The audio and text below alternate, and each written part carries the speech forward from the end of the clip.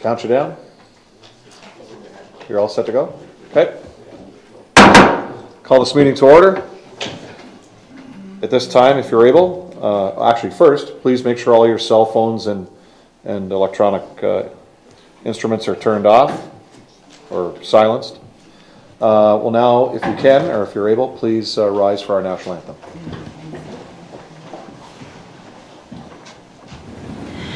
Oh, Canada, our home and native land, true patriot love in all of its command, car ton bras s'est porté l'épée, il s'est porté la croix. Ton histoire est une épopée des plus brillants exploits. God keep our land glorious and free. Oh Canada, we stand on guard for thee. Oh Canada, we stand on guard for thee.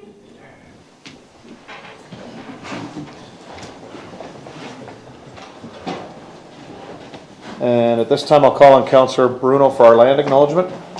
Thank you, Worship. Niagara Region is situated on treaty land. The land is steeped in the rich history of the First Nations, such as the Hatitiwinrodrak, the Hanishinaabe, and the Anishinaabe, including the Mississaugas of the Credit First Nation. There are many First Nations, Métis, and Inuit people from across Turtle Island who live and work in Niagara today. The City of Port Colborne stands with all Indigenous people, past and present, in promoting the wise stewardship of the lands on which we live. Thank you, Councillor. We have one proclamation this evening. June is Seniors Month. If I could have Councillor Aquilina and Councillor Bagu move that June is Seniors Month. Are there any questions? All in favor? That's carried. If I could have Councillors Danch and Beauregard move tonight's agenda. Are there any changes or questions? All in favor? That's carried. Disclosures of interest, Councillor. I have two this evening. Councillors Bodner and Beauregard have declared a conflict of interest on item 8.1, access to Shirks and Shores under easement 2023-99. Any further conflicts? Okay, thank you. We have one set of minutes, the regular meeting of council from May 23rd, 2023. Could I have Councillor Bodner and Hoyle move those? Questions? All in favor? That's carried.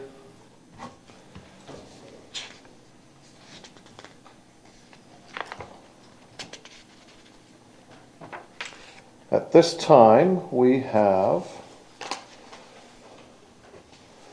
items 8.1, 8.2, 8.3, 8.4, 8.6, 8.7, 8.8, and correspondence 9.1 pulled for separate discussion. Are there any other items to be pulled? If I could have Councillors Aquilina and Beauregard move the remainder of items to be carried. No discussion. All in favor? That is carried.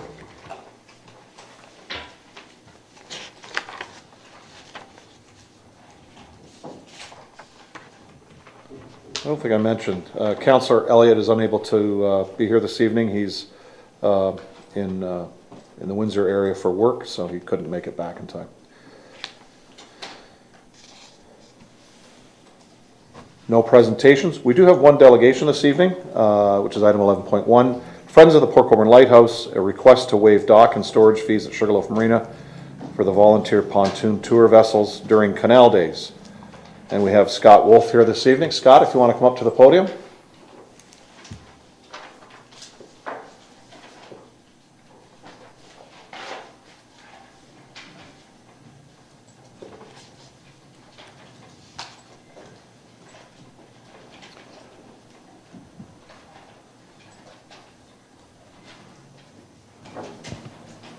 Welcome, Scott. You can hear me okay? Hear you okay. All right. First of all, I want to thank you for the opportunity to chat with you tonight. Do you guys have a copy of the brochures or not? If not, you can take one. Yeah, it was in our packages. Okay, very good. Yeah. All right. And that, again, that's just for reference. Actually, I was going to start out with something different tonight. Just a show of hands, who's been to our lighthouses? Have you physically been to the lighthouse in Colborne? Never in, outside. Your group or on your own? Just on any time at all. Any time at all. Okay, so most of you know what I'm talking about. So about 10 years ago, Fisheries and Oceans Canada deemed a whole whack of lighthouses in Canada, over 1,000, as basically obsolete or redundant. They called it surplus. And in other words, there was just no future plans for them. And you can, basically, that's because of technology. With GPS, radar, any commercial vessel these days know where they're going without the use of the lighthouses. And for all intents and purposes, in their view, all you really need is a light standard with a light on the top. You don't need a big building. In a lot of communities across Canada, interest groups would jump on the opportunity. They would take either ownership or custodianship over and achieve some kind of a sustainable plan for them. In Port Colborne, that's really difficult, because they're on the breakwalls, which are basically Transport Canada owned, so it's not like you can just buy them and take them over, and they're not on land, so you can't drive to them or walk to them. You need a boat. So Erna Rossi, I think most of you know who he is, who's a renowned author and history head at Port Colborne High School.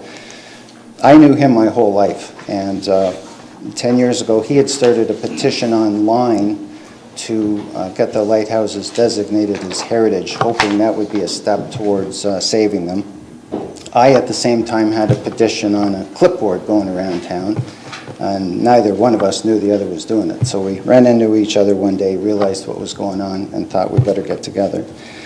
So we assembled a group of like-minded citizens who were all lighthouse enthusiasts, and together we basically came up with our mission statement is really the preservation and stewardship of the lighthouse structures, both of them, promotion of history, education, tourism, and community.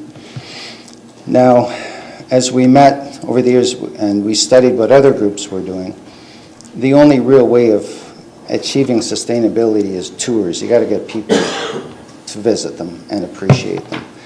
And again, in Port Colborne, it's a challenge because they're on islands. So how are you going to get all these people out there? So long story short, Erno had an aluminum boat, I had a sailboat, and we took small groups. Fisheries and Oceans entrusted the Lighthouse Key with Erno at the time, now I have it. And we had a lot of small tours and it went very well.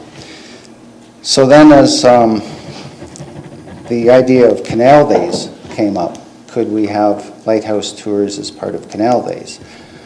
It would be nice, but not with a 14-foot aluminum boat and a 25-foot sailboat. That's not going to work. So at the time, I was commander of Pocomar. I'm still heavily involved with Pocomar.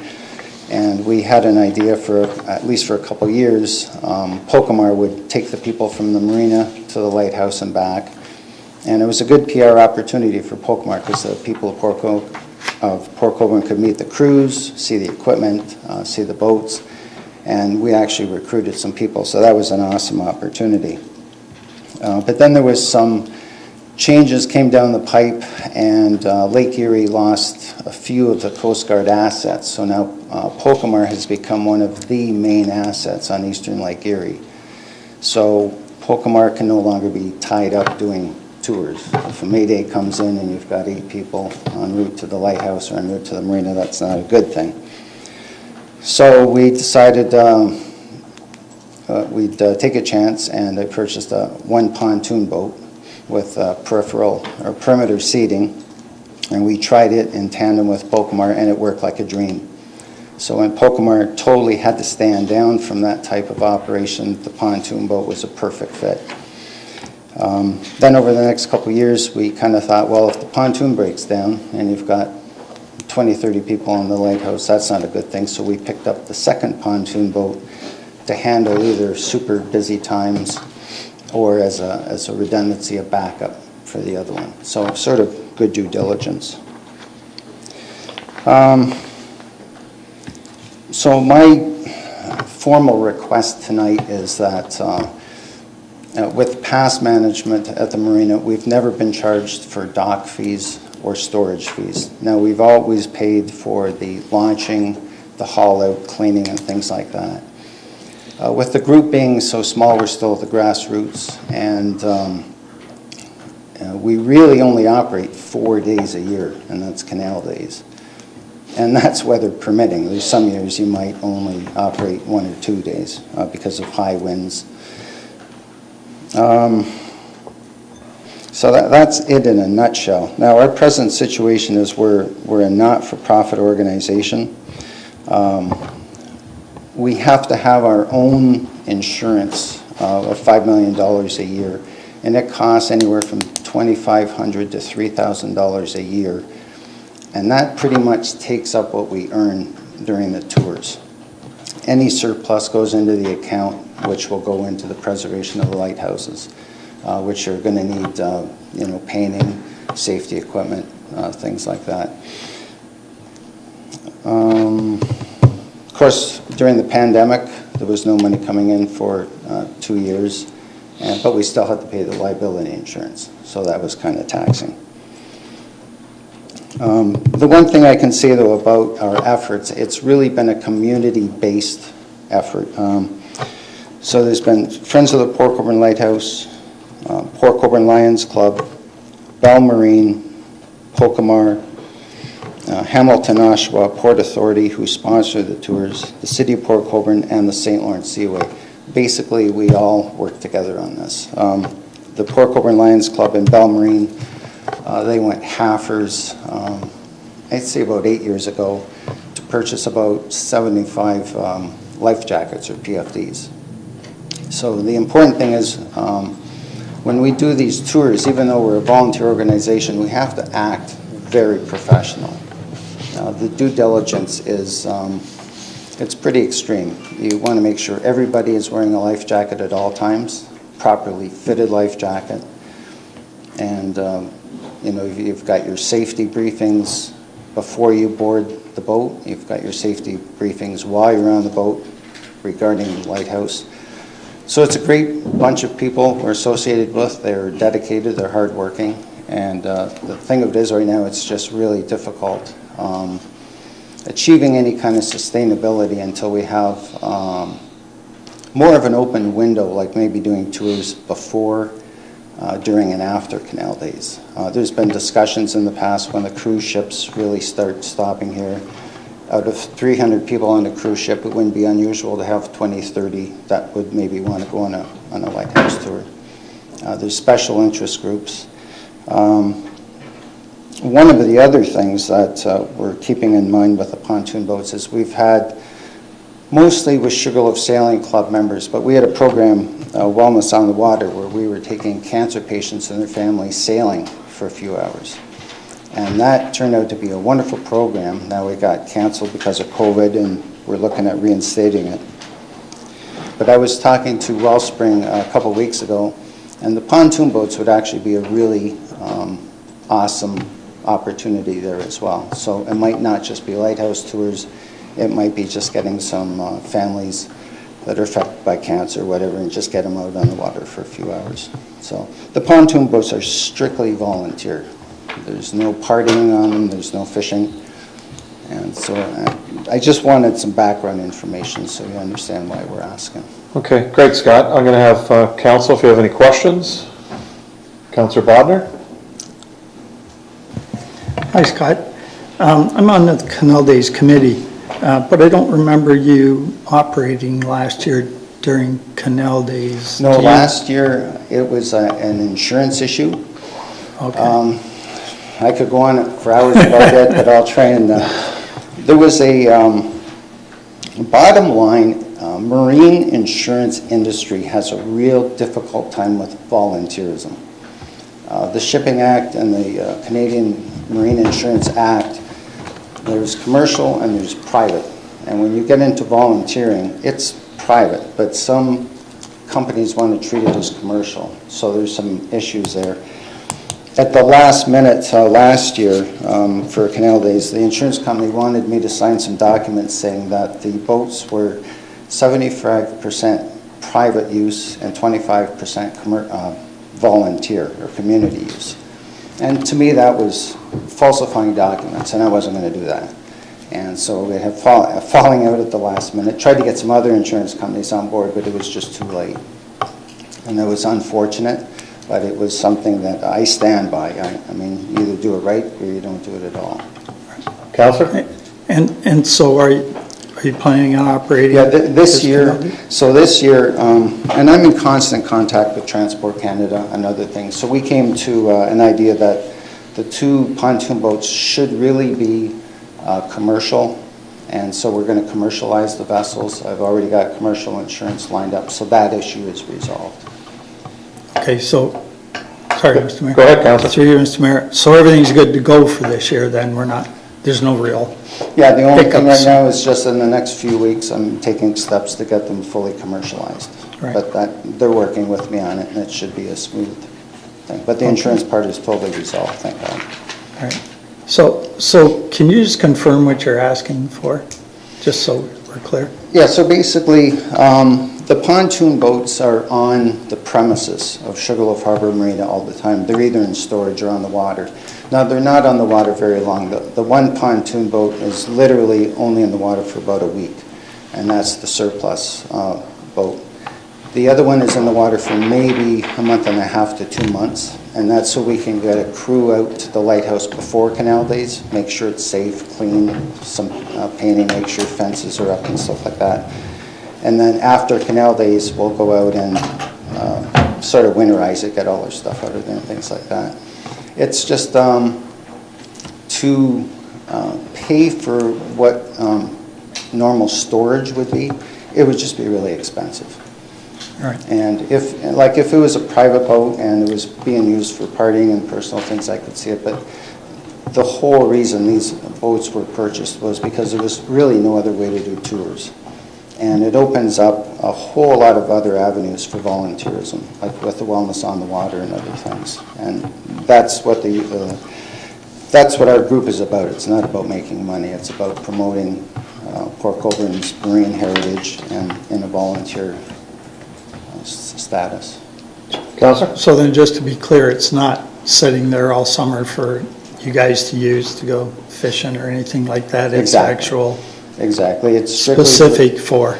Yeah, Okay. it's strictly for lighthouse tours, but I am optimistic that this year we will get some families that are battling cancer, and we'll get them on there for a little bit too. We've done that about 5 years ago. There was one family that they weren't up for sailing at the last minute, but they felt comfortable on the pontoon boat, so while the other boats went for a sail, we just took them around the harbor, the grain elevators and stuff like that, and it worked out extremely well. Counselor? So one more. So have you ever applied to the city's grant committee for? Yes, and we Yeah. have received that, and that's gone. This year, the grant is going to go towards equipment, towards the commercialization. The group has other plans on spending some money. We would like to put a very nice, I'm not sure what you call them, they're like a placard sign that you see throughout that shows the lighthouses, explains their history, things like that. So we've got one of those on the go. Eventually, it'd be nice to get a washroom out there, but because of the infrastructure, it would have to be just an electronic, like an electric hummus system type thing. And environmentally friendly, of course. So just things like that, because there's no washroom facilities out there, so. Counselor? Okay. Counselor Beauregard? Your worship, to Mr. Wolf. How much are you anticipating in paying for dock and storage fees? I think it's around, I think it's something like $200 a month per boat. So And you're only in for 2 months, you said? Well, no, it would be all the time, because right now, the way the marina, and you can correct me if I'm wrong, but there's not much difference anymore between storage fees and dock fees. Because what was happening over the course of the last couple of decades is people would have their boats on the ground. They never get to put them into the water for whatever reason, and then they just sort of abandon them. They walk away. There's this big bill that the marina is left with on their books. Some of the boats get destroyed, some of them get put up for auction, whatever. But my understanding is with the new price structure, it's expensive, but it's forcing people to take ownership of your boat. Don't just leave it there. And the only pain in the butt the pontoon boats were in the beginning was neither of them had a trailer. So if the marina needed to move it, it was an arduous task. So we ended up picking up 2 trailers, one for each boat. And the one is a triaxle. It's a really nice float. So actually we put the pontoon boat on it and put it in the Santa Claus parade. So that works out kind of neat. But at least now the marina can move them wherever at any time. It's not in their way. And it's not like they're losing business. It's not like there's only so much room. Like there's a ton of room. Like we don't want to become a burden to the marina. We just want to be able to work with them for sustainability. Okay. And through you, Your Worship, have you spoken to staff about this already? Like, is this the first time you've? Well, there was a change of management at the marina, and the new management didn't see anything in writing about this. And it was like, well, you're asking us to waive costs on boats. They felt that they didn't have the authority to do that. So it was just thought we should bring it to City Hall so there's total transparency on it. Okay, thank you. Which is a great idea. Got to get everybody on the same sheet of music. Thank you, Councillor. Councillor Bruno? Thank you, Worship. Thank you, Scott, both for the past and present for all the work you do in picking up with Erno's loss and keeping this going. I just wanted to ask you, Claire, was on the committee when your organization came in the early years. It was for the insurance, I think, and then I think hopefully that's involved, and I don't know if we embedded that in the city budget because it was an annual request. But just on the pontoon boats, like from an ownership point of view, were they yours? Do you donate the time? Are they owned by the Lighthouse Group now? No, they're strictly owned by myself. Okay. And I don't mind doing that. It probably costs me about $3,000 a year, but it was Erno and my vision to do this, so I don't mind doing it.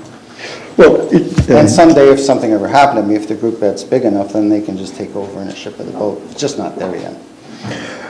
I'm sure you don't do this to blow your own horn, but that's awfully generous to use your own boat and like I keep say, it up. it's what I do. Yeah. Thank you very much. That's all I have. Okay, any further questions? Okay, thank you, Scott. Okay, thank you.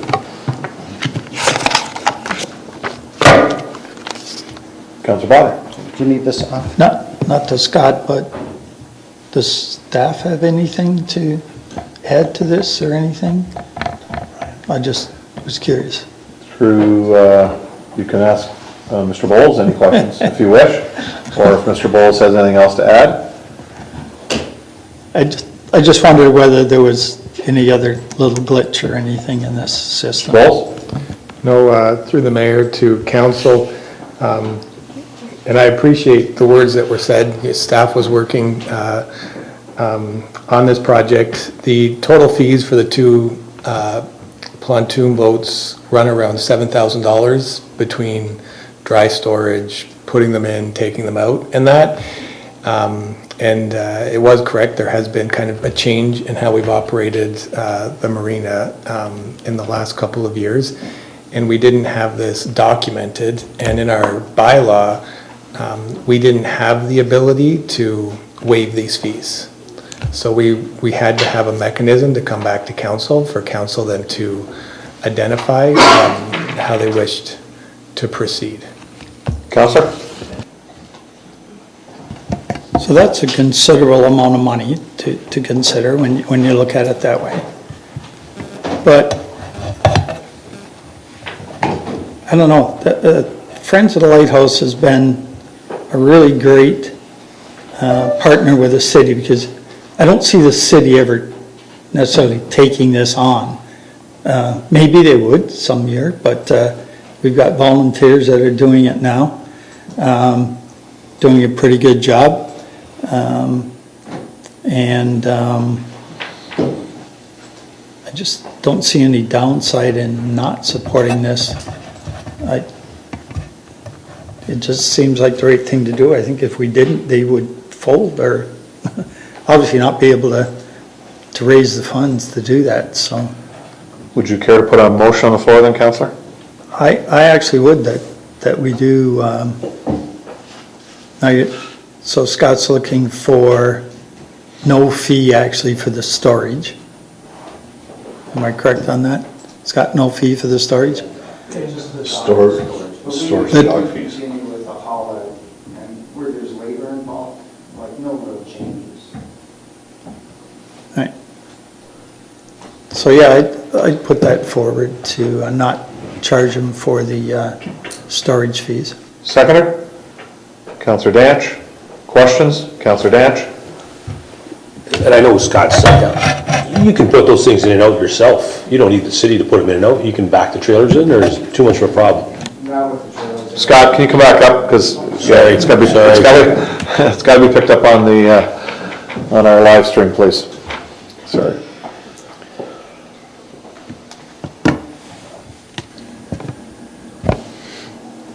Okay, now, if they were proper trailers, like marine boat trailers, you could maybe do it, but I don't trust the ramps. They're silted in, and I've seen some boats 25 feet and in that area get stuck in there, and it would just be horrible. And we don't mind paying for it, like to have Lee and his crew both launch and haul out the boats. They're done properly, and we do pay for that service, and we don't mind doing it. Or I pay for that, and I don't mind, because it's done properly, professionally. So dockage and storage then, Council. That's fine, thanks. I just wonder if you could flop them in yourself, that's all.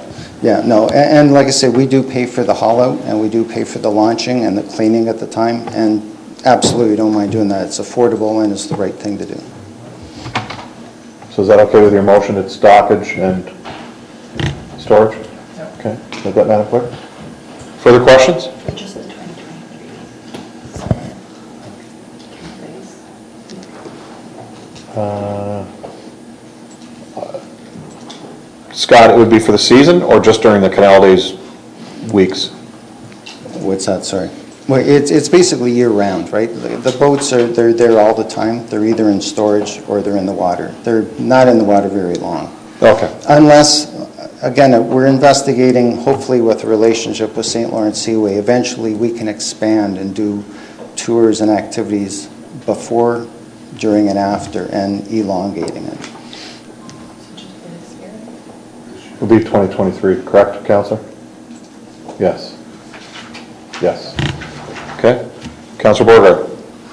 Through your worship to Director Bowles, I guess, typically when this sort of circumstance arises, we like to throw it back to staff to do a report. In this case, we're not, so I'm just want to make sure, is there nothing that we would find in a report that may switch our decision or be any different, any new information that we're not considering right now? Mr. Bowles? Yeah, through the mayor to the councillor and council, no. This really just comes about because the discussions occurred. We're 6 weeks out to Canal Days, and this was a way to expedite a situation where there was no bylaw ability for us to waive. What I would just remind council is, I think this is where sometimes the marina and the city, even though we consider the marina a self-sustaining entity, really do have that relationship where people work together, where sometimes council can ask the marina to waive the fee. So the marina revenue is a little bit lower than what it potentially could be, but it's for the benefit of all, and this is one of those examples where I think the marina and the city can work really well together. Okay, Councillor. Councillor Bonner, if you could, if you don't mind, could you add as a friendly amendment that with this going out for 2023, that staff work on a written agreement between the city and Friends of the Lighthouse so that it can come back to council and we can deal with it in the fall as we move forward, as opposed to this coming to us every year? Is that all right, council? Is that okay for a friendly amendment? Frank, you're all right with that? Okay, council understands that? Great, thanks, guys. Any further questions? All those in favor? Opposed? None? That's carried unanimously. Thanks, Scott, appreciate it. Thank you very much. You're okay with that, Brian? The wording and everything, got everything all set? Yeah, to yourself, yes, thank you. Thank you. Okay, on to my mayor's report. Just gotta pull up some notes on my phone here.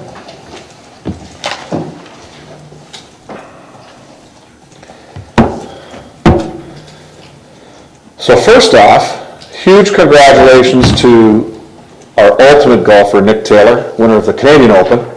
First in 69 years, first Canadian in 69 years to win our tournament. The last one was, to come close, was Mike Weir, who lost to Vijay Singh in, I believe it was 2004, in a playoff. So, and what happens this time? We go into another playoff, and in 4 holes, the guy sinks a 72-foot putt that I think it's the putt of our generation. Quite frankly, it was phenomenal. And just to see the hockey hole and the crowd at the end go absolutely berserk and crazy and cheer this guy on, it's phenomenal. And to see all his fellow golfers, Canadian golfers there, both past and present, was phenomenal. Good day for Canada on Sunday. I attended the 20th Annual Great Lakes Cities Conference in Chicago last week. More than 200 elected and industry officials from around the Great Lakes attended. It was a non-stop week of learning, doing, seeing, and hearing from leading experts on how we and all Great Lakes cities can make an impact on a climate change. There was a number of plenary starting on Tuesday. We were able to tour the world's largest water purification plant in Chicago. It looks after well over 1 million people. Unbelievable. We toured half of it because the other half was actually, it's like a book. Either side of the main facility is the same, and it was built in 1965, and it services all of Chicago. So it was phenomenal just to see how this plant works, and it's a sand purification system. It was amazing. The sand is the original 1965 sand, which I kind of shook my head at, but it's tested all the time, and the system works well. There's when you look at how they move water in it, it's like paddles on a paddle wheel or boat, and they're original 1965 metal, and the paddles are wooden, never rotted. It's a phenomenal facility.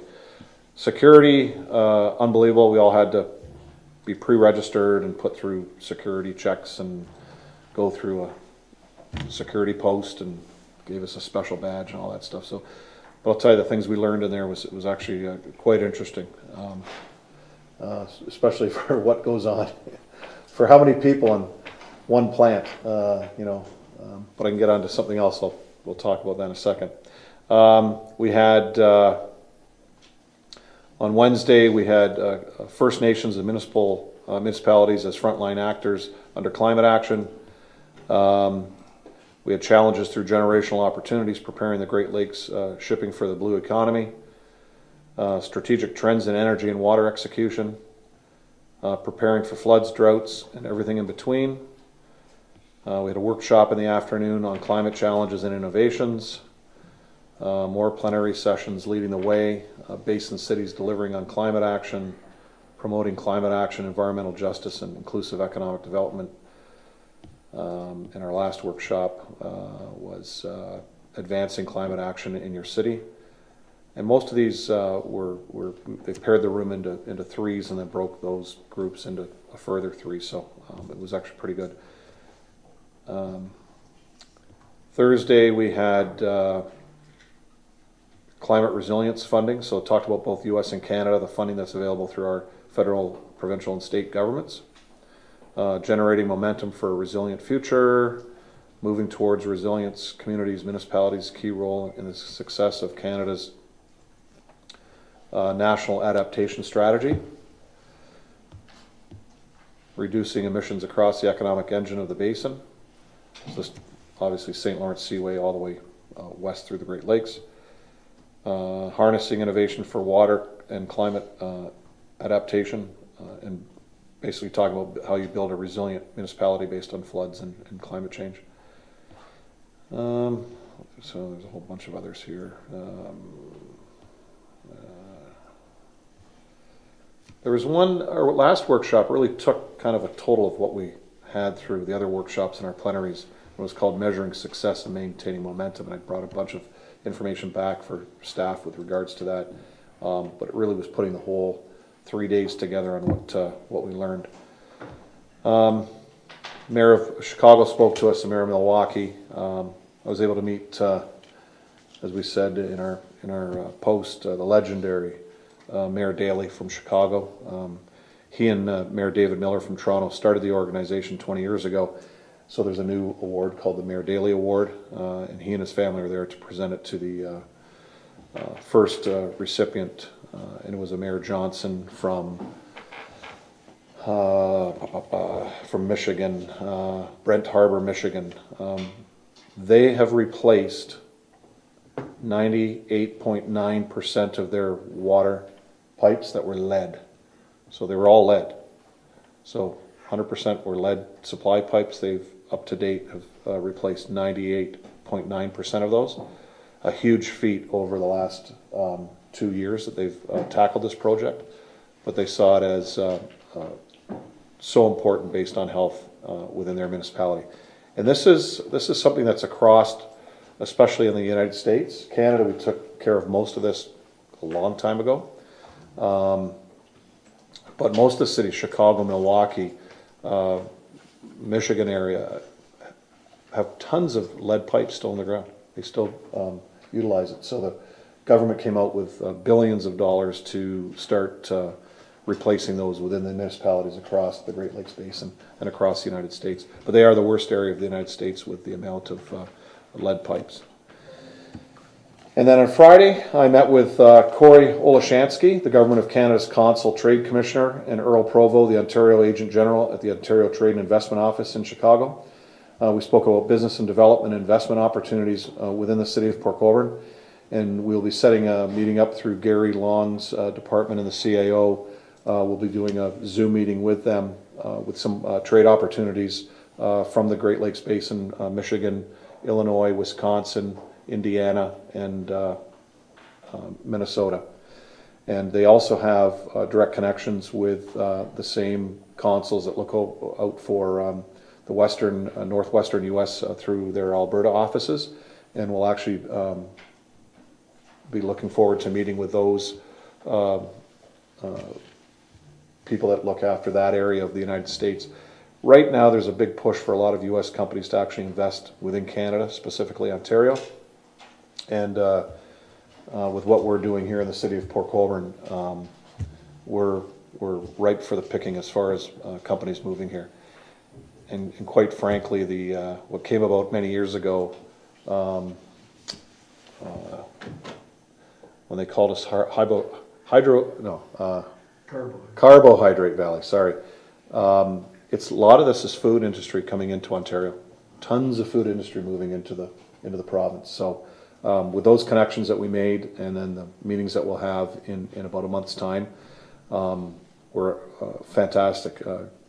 Mr. Olashansky on the federal government side knew about Port Colborne more than I thought he would, which is a good thing. I'm sure that's their job, is to kind of figure out who we are, because we set that meeting up before we left for the conference, and he knows what's going on. He's looking forward to some new investment coming into the community, but more so, he knows with regards to shipping industry, rail, and highway, what we have here, and how close we are to the Buffalo and New York markets, as well as the GTA and further towards Montreal. So, again, fantastic conversation with them and their team.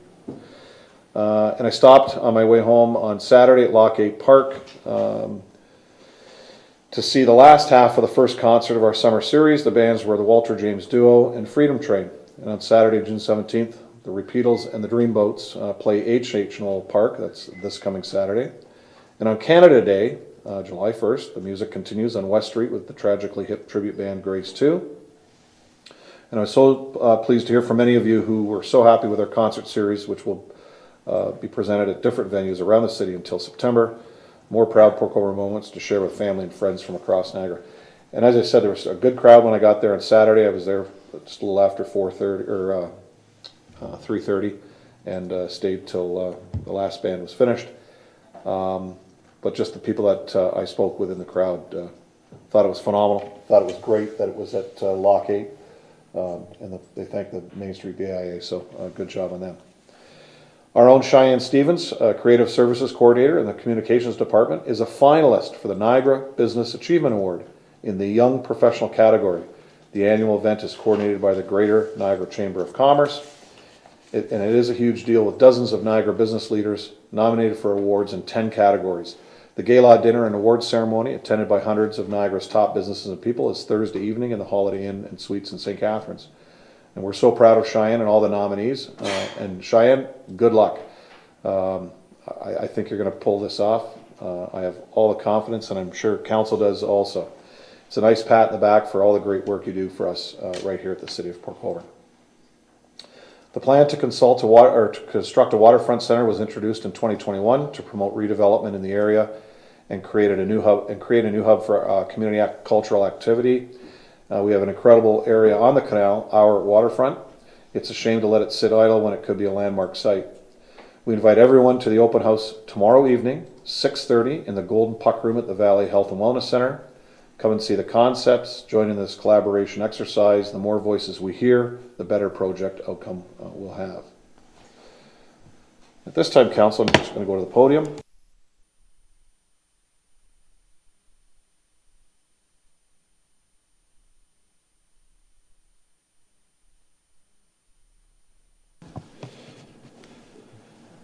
As I've outlined in my report in the last 3 council meetings, we're fortunate to have a health services working group to address health services within the City of Port Colborne and offer alternatives and solutions to the current challenges. Members of the working group include primary health care workers, members of our local business, industry, labor, and clergy. And I'm proud to introduce the chair of our working group, Donna Burrell, to come forward and give us some overviews. And if council wants any questions, we know what we're dealing with a little later in our agenda. But it's important that Donna speaks to us this evening with regards to the fight that we have ahead of us and what our outline is. Donna, thanks for coming. Thank you very much. Many of you do recognize me, I would think. And for those who don't, I was a registered nurse and nursing director at the Port Colborne Hospital for over 30 years. And I then worked at the Niagara Health System for 5 years before retiring. I've seen a lot of the healthcare delivery changes in Port Colborne. I've felt the same anxieties that our residents are feeling, and I feel them today as well. However, we do have to recognize that we're not unique in Port Colborne. We're not unique in Fort Erie. There's huge shortages of resources, human resources in particular, that are causing some of our problems. In striking this committee, the mayor has certainly named it well, Port Colborne Health Services Committee. So we're not really focusing on one aspect of care. We're looking at care for the citizens, the residents of Port Colborne. We realize there's shortages of doctors, nurses, all kinds of health practitioners. They're valuable resources, and we're short on all of them. So we have to continue recruiting, and we have to change our care delivery. We have to look at what is our focus, what does our community really need? Are we driving things in the right direction? Truly, I believe that there has been a very, very small focus on health promotion and wellness, and I think that's something our committee will be looking at. We'll be looking at what do the residents need, what does our community need. If we can focus on wellness and health promotion, perhaps we can deter some of the usage of the resources that we have or that we're short of. Maybe we can decrease some of the numbers that people go into the emergency departments and to the and be hospitalized. So those are the things we're kind of looking at. However, the realization is there, and we have to deal with the shortages. We have to work together with our partners. We have to work together with Niagara Health. We have to work together with our doctors. Every allied healthcare professional, we have to come together. We have to talk about what our needs are. We do have the fortunate piece of our community being community health, Community Health Center here in Royal Colborne Bridges. And they are just one example of what we might be able to build on. They do truly have a lot of health promotion and wellness aspects to it, and I think that's something that we have to, again, consider. Primary care is the basis of the foundation of care in any community for health care. We need to build on that. We have to look at comprehensive primary care, and we have to work with our partners to make sure that that happens. It's not going to be an easy go, but we are going to work really hard at it. There's gaps in that primary care, and that's what's impacting the other areas of the healthcare system. Our working group is going to continue to work toward these ends, first looking at our community and then looking at models of care, working with Community Health Center. We are fortunate to have the expertise on our committee of Dr. Jeff Remington, who has done outstanding work educating and mentoring residents, primary care residents. He's helped set up clinics and clinic initiatives. He does physician recruitment. He maintains an ER roster at one of the nearby hospitals, and he has a very busy primary care practice. So he's a great asset to our committee. Tara Lee McLean, she's the executive director of Bridges, and she too is a very helpful and valuable resource to us. She also connects us with some other expert people who will help us build this new model of care that we hope to obtain. We also have Erin Pathano, who joins us with an expertise from the pharmacy resource. She's a pharmacist from Matheson's. Our community members bring us a knowledge of community health concerns firsthand. They include Brent LeClaire, Tracy Dewar, Kevin Langerak, Chris Summerhays, Pastor Brian Lofthouse, and our Mayor, Bill Steele. So all in all, we hope by working together, by getting expert information, by assessing our community, that we be able to build a model of care that we will be efficient, effective, and fulfill the needs of our people. And that's our goal. Great. Thank you, Donna. Does anybody, before you leave, anybody have any questions? Gary? Thank you, Donna, for volunteering once again to bring health care, make Port Colborne achieve better health care. I think it's great. I think you have a great group of people, concerned citizens, a lot of expertise there. People are passionate about healthcare and about our city. I wanted to know if, as the group, there is sort of the immediate crisis of the closure for 12 hours of urgent care. And then there's some great work that you guys can do about long-term, and you alluded to a lot of the things that could be done. I didn't know, because I have some questions and concerns with Niagara Health with this immediate, I'll bring them up later under councillor items. But I'm wondering, are you going to be having any focus or quick meetings on the urgent matter in front of us and in an advocacy role with Niagara Health as to how we might be able to better mitigate? I mean, I'm glad we're looking at the long-term big picture, because ultimately we have to. But I don't know if there's going to be a focus on the short-term problem, and I don't know if you could give any insight to what might or could be done by the group. The interesting thing is that when I was asked to come before you, it was because we knew that in 2028 we would no longer have urgent care, and we have to look at the health care in our community. We have to fix it. It is broken. And we do need to do a lot of work. And I really do believe it's the health promotion and wellness aspect. We need to support the citizens here. We need to support the people that want to stay home. They don't want to go to the hospital. The chronically ill don't want to be there. They want to be in their homes. The elderly don't want to go to the long-term care facilities. They want to be in their homes. So what are we doing, and how can we perhaps support those people? How can we support their families and friends that are taking care of them? So that coming here, I'm thinking this is what we're going to talk about. And then this happened recently, that not only are we losing urgent care in 4 years or 5 years, but we're also going to go down to half-time. We're not happy about it. We're very worried about it because we didn't have time to plan. We don't have time to plan. It's July 5th. We did, actually, our group did call an emergency meeting shortly after the news was announced, and we think that there are alternatives. Through Mayor Steele, a letter had been sent then to the Minister of Health.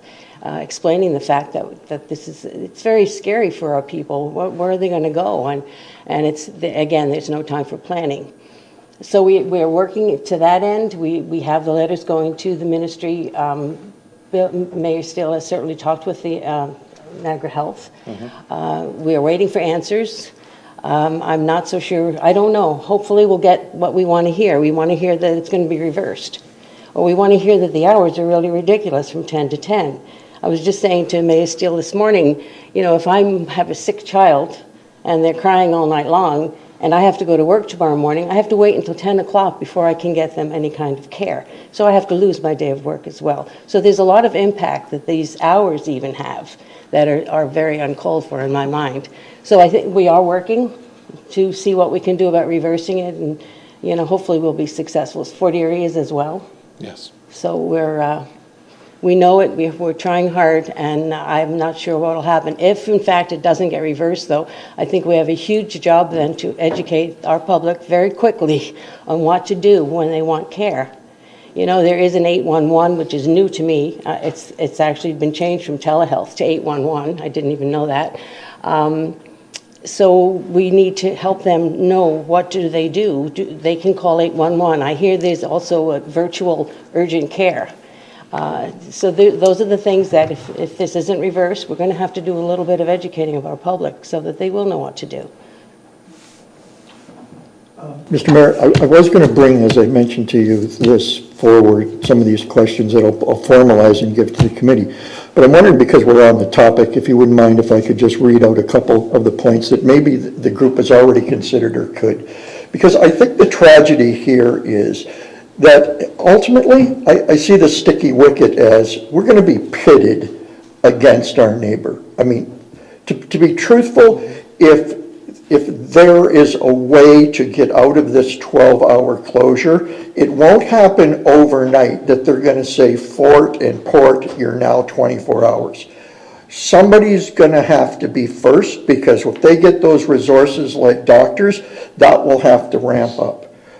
I'm particularly disturbed that the NHS, the Niagara Health, I'm sure in its wisdom, does not want to do this. Nobody comes to work in the morning and says, how can we do something negative to South Niagara? And because I think their motive and their job is to provide health care. And I truly believe that they don't want to do this. They are faced with a crisis, and I get that. The false equivalency here is that you, maybe in an attempt to be fair, you close Port Colborne and you close Fort Erie for 12 hours. We're not the same community. We don't have the same infrastructure. That's right. I had seen numbers in the paper recently, and so I called our physician recruiter today, and I got her to send me what was an interesting statistic, but that is behind. So if you look at the fact that Niagara Health says, the way forward is to get community health care teams, right, to have that service provided in a clinic here in Port Colborne, to do all that stuff. Well, the reality is that for our neighbor, and God bless them, they've done a great job, they have, and this is quarterly, so it's behind by a couple months, but they have 22% of their people without a family physician. So they've done as one of the tops in Niagara as far as a good job in doing recruitment. Spent a lot of money on it, a lot of time. Kudos to them. Port Colborne's at 53% without a doctor. Just an adjunct, 2 doctors are coming. That's going to be 2,000 more people of the 9 that don't have a doctor. That'll bring us down to, into the 45, 48. Our nearest neighbor, Waynfleet, no doctors, so 100% no physician. Welland at 48% with a bullet. These are a quarter behind, likely to rise to over 50%. So Niagara Health says the solution is you get more family doctors, but their mitigation is to treat a place that has 22% undoctored, unrostered patients, equivalent to one that has 53, to a neighbor that has 100, to the nearest place we're going to go in Welland, which is at 50%. You can't treat both of us the same way. We have a unique situation. I mean, you look at, with the new hospital coming, their closeness to the QEW. I mean, you can be to the new hospital probably from Sodom Road in 7 minutes. You can probably be to the existing hospital in Niagara Falls in 12 to 15. Yeah, we can be here, but we're also not doing full service and emergency if they have to bump it up. This is a false equivalency. And I don't think that Niagara Health, if they're, and they're all about stats. You know that. Right. And stats tell the tale for funding, for recruitment, everything else. They've come in with a green brush and painted us the same color. And that fundamentally is not fair. I look at it as a panacea to say, okay, well, we're treating you both well. And what it's going to do is, if they ramp up with resources or doctors, they have to come here first. It's worse first in a world where we all share the pain. And I don't know how that squares with us wanting to work with Fort Erie, because the mayor and everybody's got a difficult task when they want what we want. But that's the truth. And we've got to deal with that reality. And they need to know that. I was hoping that they could be here tonight, but I'll submit these questions to you, but I'd like to get an answer as what metric did they use to say you're close? And the last point was the one you brought up. If you look on their website, the busiest time in an urgent care is 8 a.m. to noon. Why would you put it starts at 10? I'm going to be the negatista here, because I think this might be, don't close it, starve it. Because they're setting up a system that, you know, you're going to go down there to Welland at 9 o'clock to get in, to try and get in. You're right. A mother with a sick child isn't going to work in the morning or all day, because she can't come here at 8 o'clock in the morning, get her child out and go back. And there's something up with 10 to 10. Right. I agree that it was not well thought out. I don't think there was a lot of discussion, although they allude to the fact that there was some discussion that it was going to happen on the horizon. Well, what does that mean? It wasn't well planned. And I know that Mayor Steele has raised those issues to the Minister of Health as far as the fact we don't even have a walk-in clinic in Port Colborne. We are not equal in that way at all. That's right. Our resources are far less.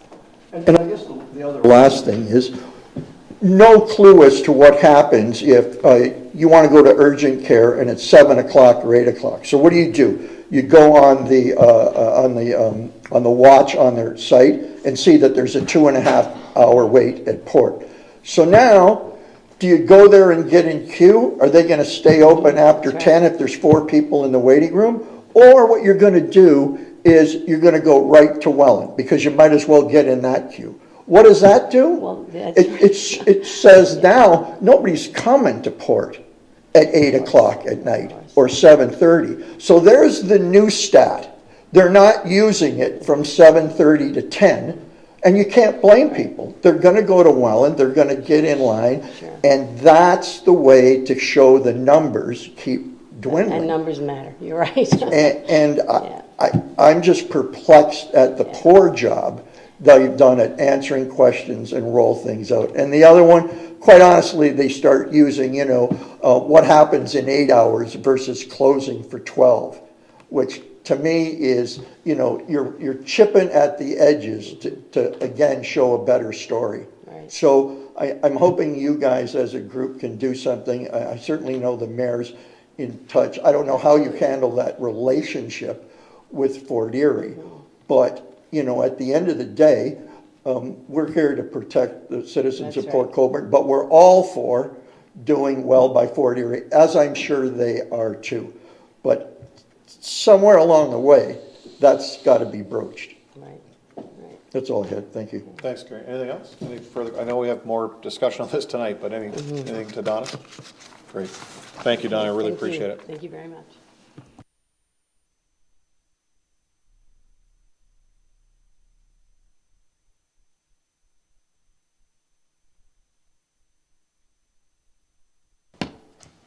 And Brent Leclerc is here, who serves on our committee. Thanks, Brent, for coming out. Appreciate that.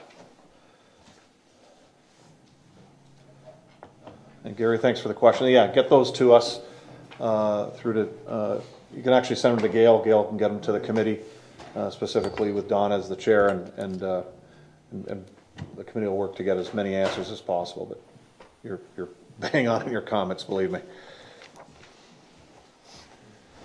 That ends my report. Councillor Davies, regional report. Thank you. Well, that's a hard act to follow. I'll be brief. I really wanted to have an opportunity tonight to sort of seek your input and get your questions about things that related to the region and the city of Port Colborne. But briefly, over the last couple of weeks, we had Niagara Week at Queen's Park. It's been gone for a few years, mostly because of the pandemic, but it was reinstituted this year. The mayor and I got stuck on a bus for 3.5 hours on the QEW. We had an event with a number of ministers that was to start at 5 o'clock to 7, and we had a hard stop at 7. We got there at 20 after 6. So we didn't have a whole lot of time, but it was productive nonetheless. But I have to say, I'm in my early months as your regional councillor for Port Colborne, I'm seeing a continuation of an issue that I have been concerned about for 35 years, and that is the level of understanding of the unique issues that we have down here, south of Highway 20. And you've heard me say this many times, tongue-in-cheek, that there is life south of Highway 20. We have enormous infrastructure projects that we need to undertake, we have infrastructure projects that we need to complete that have enormous potential to attract new investment down here. And the mayor is very passionate about this at the region as well. And I'm sure that we both take as many opportunities as we can to talk to staff about the need to pay attention to what's happening down here. We need that project under the canal. We are losing opportunities on a daily basis. I'm in conversation with the economic development officer frequently, and we share our frustrations about the need to make this the number one priority of the region. And talking to some of my colleagues in the north, a lot of them are unaware. They have different issues, and I get that. It's a big region. But that leads me to the next issue, is we're going to have a facilitator appointed very shortly that's going to come into Niagara and take a look at our governance structure. It has initially been presented to us under the concept of finding ways to help us create new housing opportunities, new housing starts, and provide a solution to the housing crisis in affordability, access. There are issues that are complicating those, not the least of which is interest rates, supply chain issues, shortage of trades. In one sense, we've got, we know we have an issue that we need to deal with on the supply side, which is counterbalanced by the pressures of interest rates and lack of resources and manpower and skills on the other side. So, it's not going to be a problem. It's not going to be an issue that we're going to be able to solve in the next decade. This is a long-term structural issue, not unlike healthcare, that we've been dealing with and we're dealing with tonight.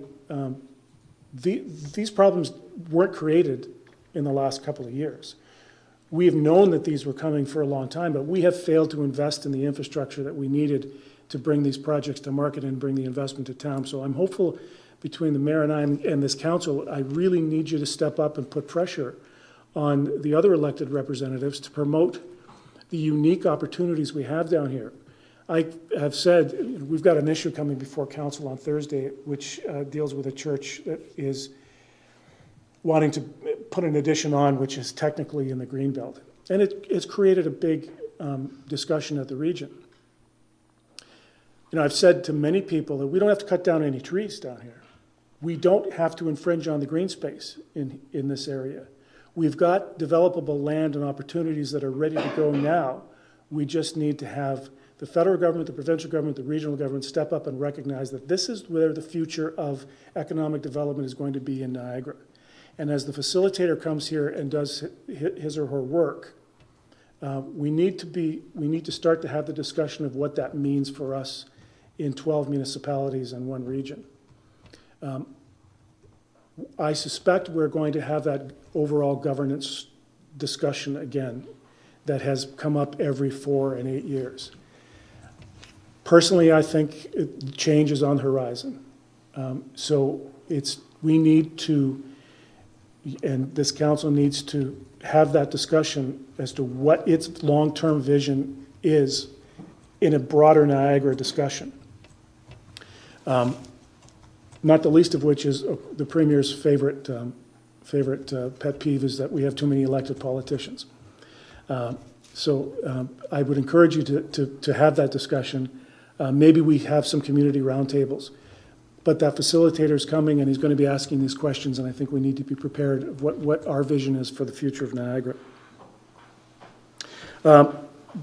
Behind the scenes, we have little victories. I talk to many of you frequently. We communicate by email or phone calls, and I'm happy that for the most part, all these little issues that come to our attention, we've been able to get these little small victories quietly. Don't need to get into details, but I appreciate all of the phone calls that I get from you, and I encourage you to keep them coming and let me know if there's anything I could do to help. That's my report. Thank you, Councillor Davies. Questions to the councillor? Councillor Baggy. Thank you, Mr. Mayor. Through you to Mr. Davies. You talked about the facilitator coming to Niagara Region.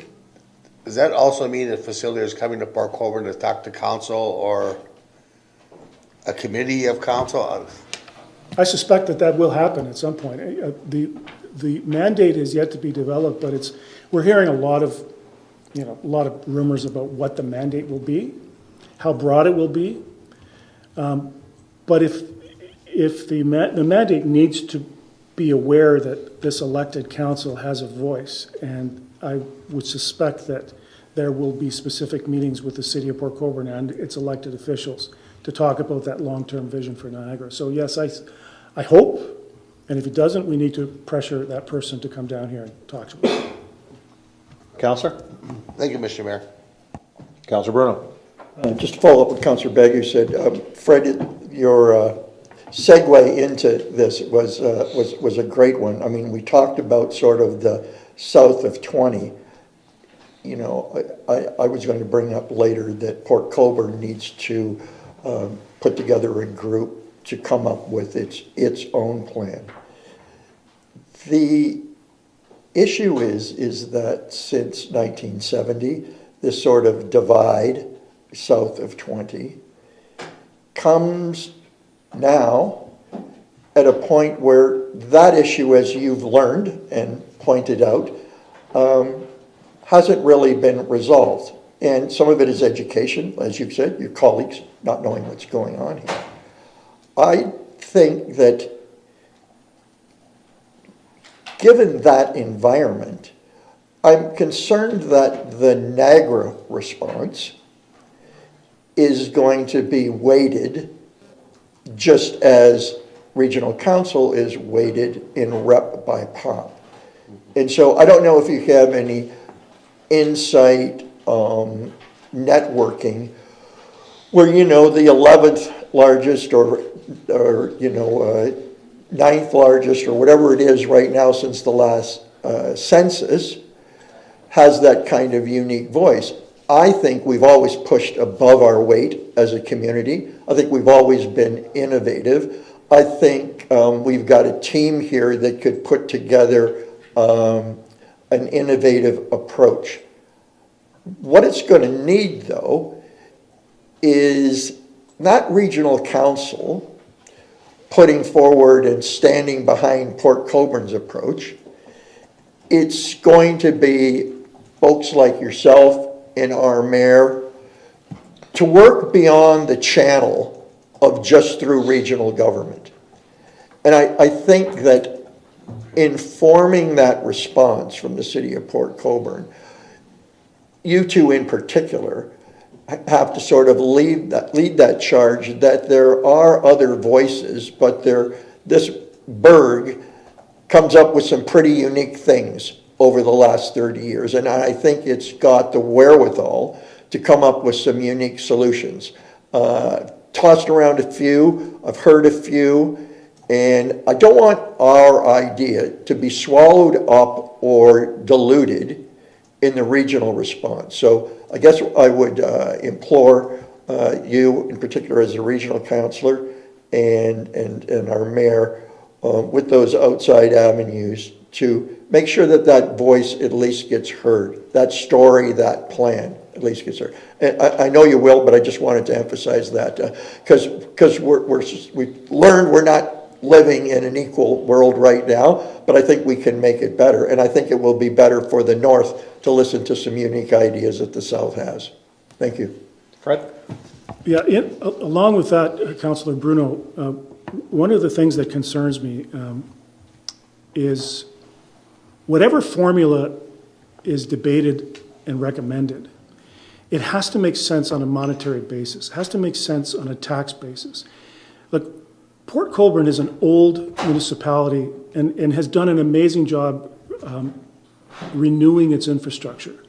But it did so at the expense of other projects that were equally as expensive. And that's our debenture capacity. And that's our job, is to replace infrastructure and make things and renew things. As opposed to somewhere like Vaughan or north of Toronto, where everything is brand new and paid for by developers with new tax bases, the pressures on the tax base isn't as much as it is here. We spend more money making things, fixing things, than we do investing in projects that make longer term sense, like the waterfront project, like other projects that bring people into the community. It's starting to happen, but one of my pet peeves is that the municipality wants to develop industrial land that's going to benefit the entire region, but we got to foot the bill. We have to sponsor it. We have to be the people that raise the money and debenture it.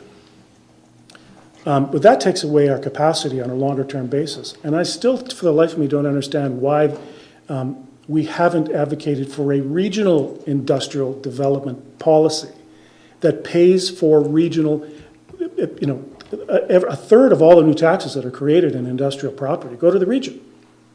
And half of the other goes to school boards. But we have to be responsible for the financial impact over a long-term period.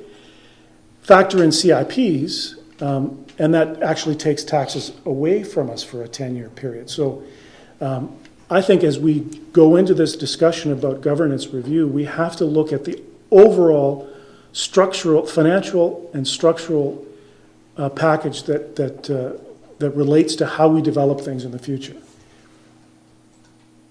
The worst thing that could happen, I think, is that somebody comes in and imposes a 4 or 5 or one city, whatever it is, where we get left out of the tax base.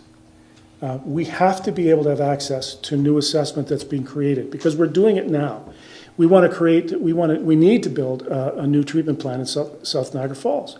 That's a 50-year capacity fix for housing in Niagara Falls and also impacts the town of Fort Erie. That's a $350 million project. Where's the money coming from? But we have to find the money.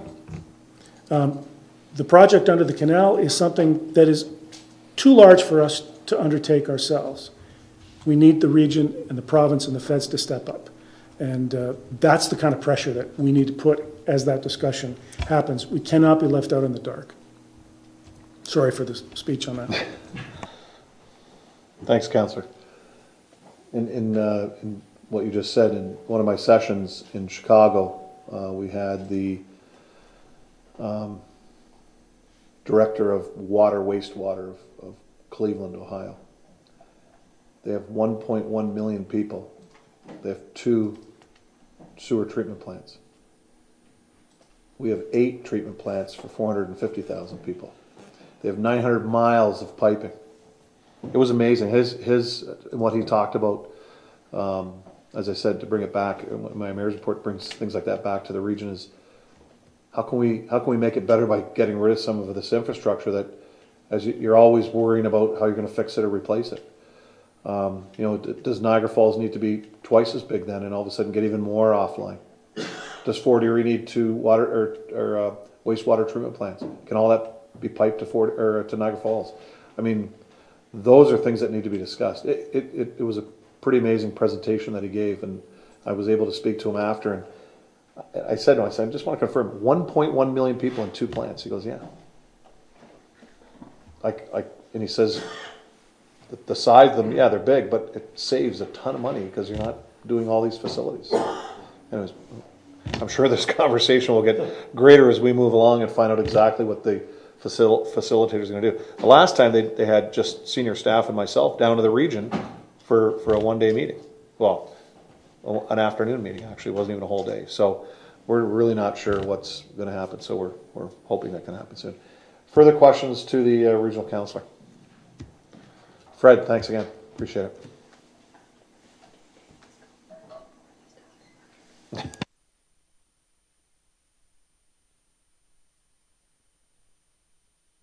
I was going to tear up.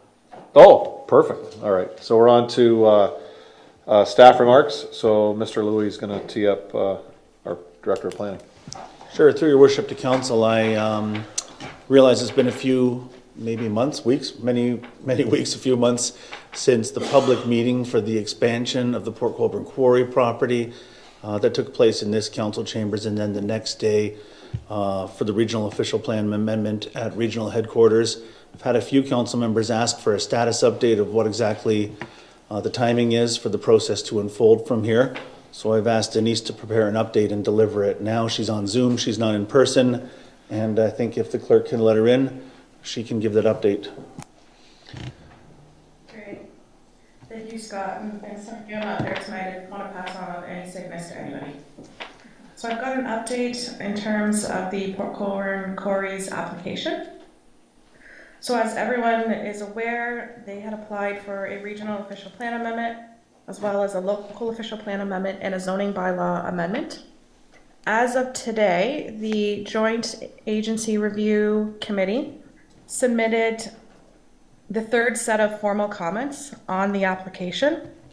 So this is the third set of formal comments, but throughout the entire process, the JART, our team, has been providing partial comments on the studies and the site plan. We've been providing these via email, phone calls, and we've also had many technical meetings and on-site meetings with the applicant. So the comments were sent off today, and we don't anticipate the comments taking a significant amount of time for the Port Colborne Quarries and their consultants to address. So we anticipate bringing a recommendation forward to council either the end of summer or the early fall. And that's based on the conversations we've had with them, as well as the level of detail of comments that we've now provided. So we've just kind of been slowly picking off the comments as they've been updating them, and just our third set of formal comments went out today. Of course, if there's any questions, I'm happy to address. Questions? Councillor Baggio? Thank you, Mr. Mayor. To you, to Denise, they're also asking for regional approval. What's the status on getting regional approval? Denise? Thank you for the question. So the decision will first go to City Council to make a decision on. So it'll first go to this council to decide on the local official plan amendment and the zoning bylaw amendment, and then subsequently it would go to the region. The regional councilors, if it was to go straight there, they would ask what the local councilors voted. So with that, yes, it would go to local council first and then to the region for a decision. Council? Thank you very much, Denise. To you, Mr. Mayor. Great, thank you. Anything further? Great, thank you for the update, Denise. Thank you. Scott, anything? No, under staff remarks, you're all set? Yep. Staff? I'll start with the chief. I don't mind going first. Yeah, go ahead. Through you, Mr. Mayor, just want to give a little update. On May 27th, Bylaw Services held Clean Community Day. We collected 1,560 kilograms of mixed waste from the community. I just want to pay a big thank you to Rustic Retreat, who sponsored our waste bin to save the community a bit of money. So thanks to Jake and Heather Adair from the retreat for our clean community, and they have generously sponsored our second community cleanup day on September 16th. Great, thanks. Thank you. Steve? Yes, thank you, Your Worship. Public Works has a few items for council and the public's attention tonight. First, we'd like to inform council that and the public that the first phase of our sidewalk repair program will be starting in approximately 2 weeks. This year, above the typical panel replacement program, we're putting a priority on increasing accessibility with items like extending sidewalks to ones that don't quite reach the road quite yet, and also installing tactile plates within intersections. Next, through our internal manhole inspection program, we've identified a number of sanitary manholes that are in need of repair. In their current state, they are susceptible to infiltration, so our contractor, Sewer Technologies, will be repairing these manholes to prevent groundwater from entering the sanitary sewer. The program will be starting tomorrow and is anticipated to take up to 6 weeks. Yesterday evening, the city's Public Works Department hosted a public information center for the Urban Forest Management Project. We'd like to thank Councillors Hoyle and Bagu for attending this event, as well as the residents who were in attendance. We truly appreciate the opportunity for active engagement and feedback, and we value the community's commitment to this project. Our aim is to create a plan that is derived from science and framed in a public opinion, so this engagement opportunity was essential to moving this plan forward. The materials for the Urban Forest Management Project's Public Information Center will be posted on the project webpage, and we will be accepting feedback until June 23rd, 2023. Lastly, there has been a number of councillors and the public raising concerns about speeding vehicles in the community. Staff are dedicated to improving conditions, not only for drivers, but residents and pedestrians. Today, we're excited to announce that the city will be taking another step towards road safety by offering safety zone lawn signs, asking drivers to slow down, and they'll be available free of charge to residents of Port Colborne and can be picked up at 2 locations, being City Hall between 8:30 and 4:30, and Public Works between 7 a.m. and 3 p.m. So please remember that slower speeds equals safer communities. Thank you. Great, thanks, Steve. Brian, anything to? Yeah, through yourself to council, just an update on Nickel Beach. I had an update on the attendance. So we're actually this year, despite some tougher, cooler weather days to start, we're at 90% of last year's attendance for the beach. So that's nice to see, despite the change in the parking. We continue to work with to get regulatory approval to get Zone 2 to get that second entrance. So that way we can get people to the front gate and to the beach a little quicker. And as soon as that's done, we'll open up our marketing campaign to let people know how the beach is operating. Great, thank you, Brian. Gary, anything to offer? Clerk's department, anything? No? Good. Okay. That's it for staff. Councillors' remarks. This week we'll start to the right. Councillor Aquilina. Thank you, Mr. Mayor. I have a few lighter comments and then a few that might spark some discussion. I'd like to give an update in regards to the Sherkston Community Center.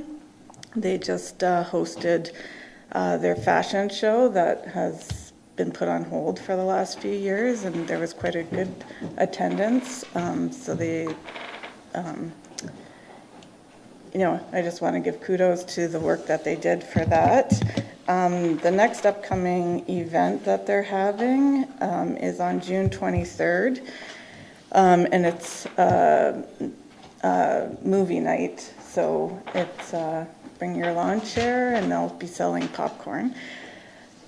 The Seniors Advisory Committee, I am I'm the counselor on that committee, and depending on how we go with our bylaws today and if they get passed, I just wanted to put notice out that we are looking for members of the advisory committee. We're about 3 right now, and myself, but we have a lot of work that we've been pushing forward, and we will be sponsoring a concert at H.H. Knoll Park on June 17th, this Saturday. I believe it starts at 5, and there's some food vendors that will be there. The other item I'd like to bring up through the CAO to staff, I'm not sure how we want to answer this. I just wanted to flag the Joint Accessibility Advisory Committee.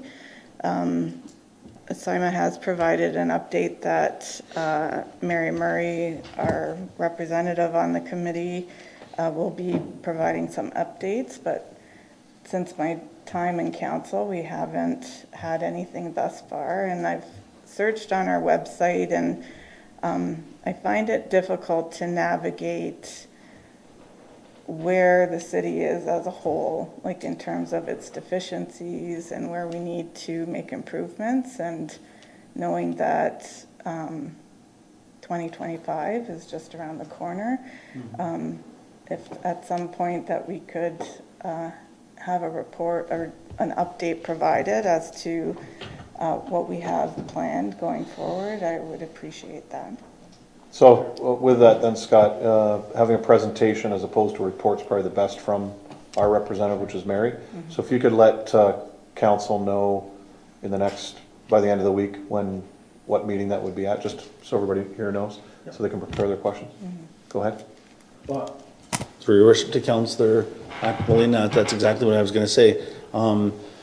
As long as Director Bowles doesn't object, because corporate HR, Human Resources, and Health and Safety are a corporate service. He's the Director of Corporate Services. Let's make a presentation to Council. We'll give Council, we're on a reduced meeting schedule in July and August, but we'll make sure that we're here for one of those 2 meetings with a slide deck that sort of explains. I'll take back the concerns about navigating the website to IT and communications, who sort of administer the website, and make sure that it is front and center, has a more prominent place that's easy to find for residents and employees and council members. Okay, Councillor? That's good. I'm discussing with Simon, like the latest minutes that I see are December 2021. So there just needs to be some updates so that the public's aware of what's been transpiring as well as council. The other item I'd like to bring up through the CAO to staff as well is concerns from residents in regards to Shirkston Shores and the stabbing that took place not too long ago, which I've had a conversation with Scott about, and because I don't understand, like I understand that Shirkston Shores is a private resort, they handle what goes on within the resort, but is there a governing body that would regulate the volume or the amount of trailers that can be housed in there? Or do we have, with our emergency services, the incident occurred near the entrance of the park, but had the incident happened further, like towards Wildwood Beach, are our vehicles able to manipulate through the roads with the vehicles and the golf carts that are often in the laneways in front of the trailers that are there? Scott? Through your worship to Councillor Ackley, and I appreciate the question, and it's a very good question. And I know that we actually have some residents of that local hamlet who are outside of the park here for the other staff report that's on the agenda today. We've spoken about this in the past. I've read some newspaper articles, received a bunch of emails and correspondence from folks, and I think you were copied on just about all of them. You might have seen, in fact, more than I did. It is a tricky jurisdictional issue because we don't really regulate behavior. We also don't regulate private businesses' practices. I sometimes use extreme examples, as you know, as an analogy. We can't tell Sobeys to have more or less Oreos on the shelves. But of course, that's not as important to council and the public because that's not a safety issue. Criminal acts are a safety issue and they are concerning to all of us. One of the questions that folks have brought forward around the issue of access under the staff report that's before us today is how come if there are if Shirkston's management themselves say that there are concerns around the number of people or the number of golf carts or the number of visitors and so on, how does the city permit them to grow? Why does the city permit them to grow? These are fair questions. I think Denise is still on the call, and I'll ask her to talk about if planning rules can apply or if site plan control can apply to take an unsafe situation and make it more safe.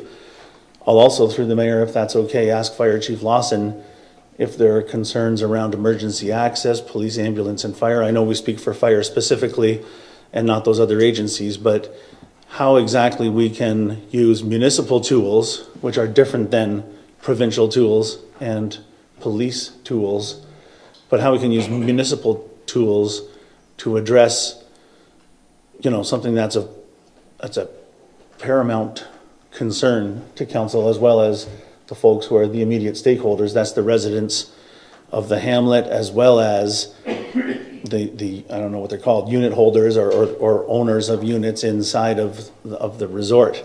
I'm not sure if the chief or Denise could speak to that. I'm not sure if Denise can hear us okay. She's been communicating back and forth with clerks saying that there's some problems on her end, but Ms. Mayor Landry, can you answer that question?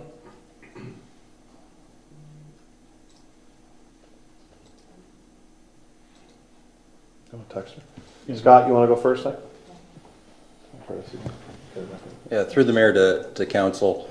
I think I had Mr. Louis' question correct in my head. So when he was off on vacation, I was acting. I did have a conversation with the staff sergeant from our local detachment about the issues that he was seeing, the issues we were seeing, and I know there was a conversation held at Shirkston between NRP and our concerns were relayed through them.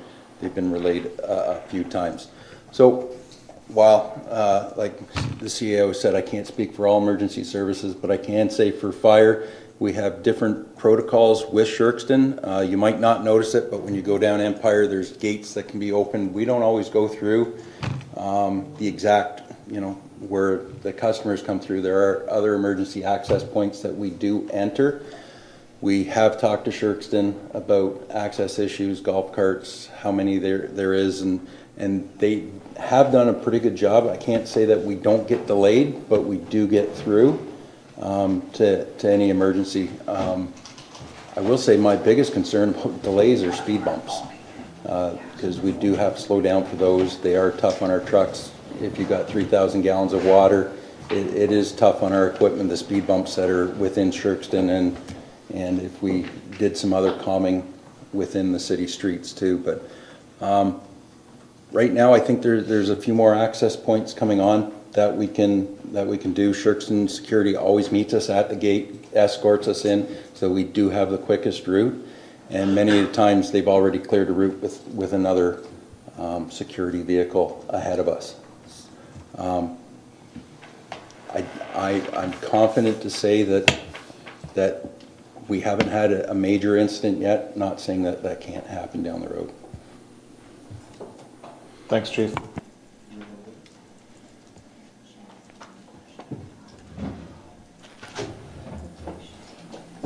Okay, so Denise will call her answer into Scott. She's having, she can't hear us. Oh. So I think, to your worship, the Zoom software that we use for the council meeting comes with an option to dial in on a phone instead of a computer. I think she's going to use that option. It might take 2 to 3 minutes. It might take a couple of minutes. I don't know if you go to the next council member and come back to that question when Denise does successfully log onto the call. I guess my biggest concern is we know Shirkston's continuing to expand. They've acquired Pleasant Beach Campground and are going to be refacing that in some direction. And,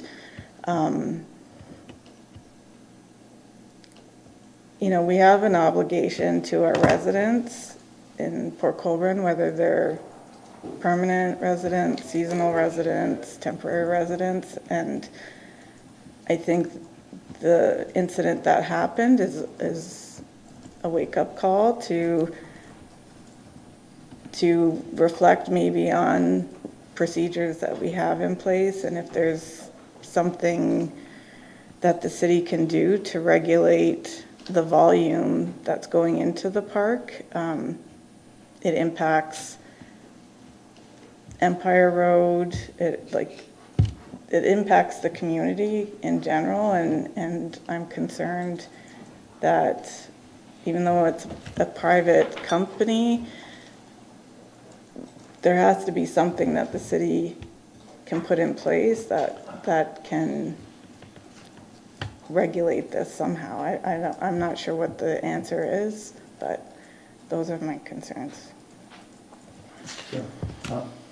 So through your worship to Councillor Aquilina, I understand what you're saying. Your choice of words, there has to be something. I don't know. I don't know what the tool is from a land use perspective. Sorry, I'm going to try to look into the camera. From a land use perspective, because land use typically regulates the built form of the community, it doesn't regulate people's behavior.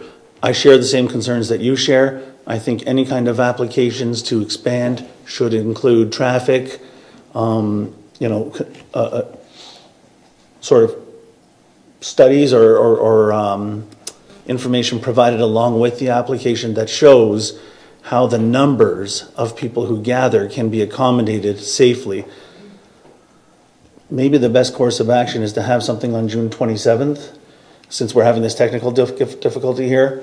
I know it's 2 weeks that we would have to wait, but that might be like a verbal update. I don't think we'll get a staff report on the agenda, but I can get the planning department here to provide some answers that will at least chart a path forward that can help to address the councillors' concerns and the concerns of the rest of council and the community. Other than, unless Denise is able to jump on and verbally speak. She can't? No. Councillor?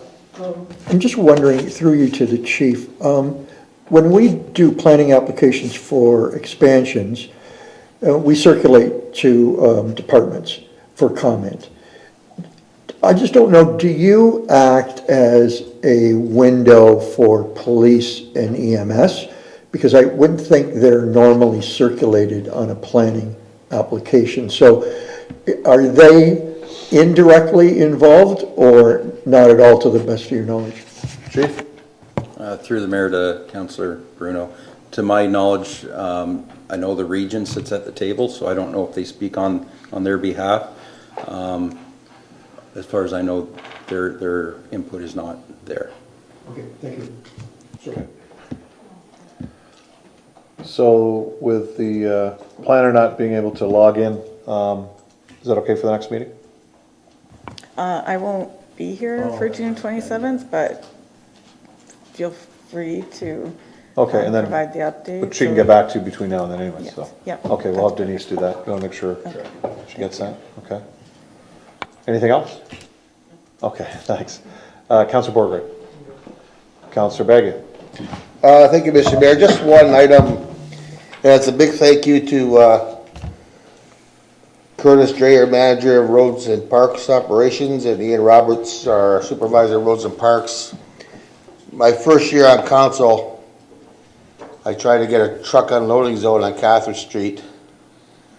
The problem there was vehicles were parking in the truck unloading zone and they weren't getting ticketed and it wasn't marked good. And so basically it took this long, but no fault to present staff, just make sure you understand that they came out and within 2 weeks we had the road marked fine and the verbal abuse between a truck driver and a patron parking there in a regular vehicle has pretty well disappeared, and I'd like to thank these guys for taking care of that.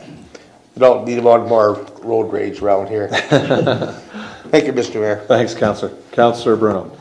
Yeah, Worship, tonight I've got a couple of things. One is, first I wanted to thank Steve and Public Works for getting back on the job on Neff Street, that extension of the new water line for the additional apartment. Looks like it's all gone well, despite some earlier concerns. Thank you for ensuring that it was done right and holding the contractor accountable. Those are kind of things that didn't just get overlooked and then we deal with it when there's a break. So thank you to you and your staff, and Joe, I know, was on the job on that.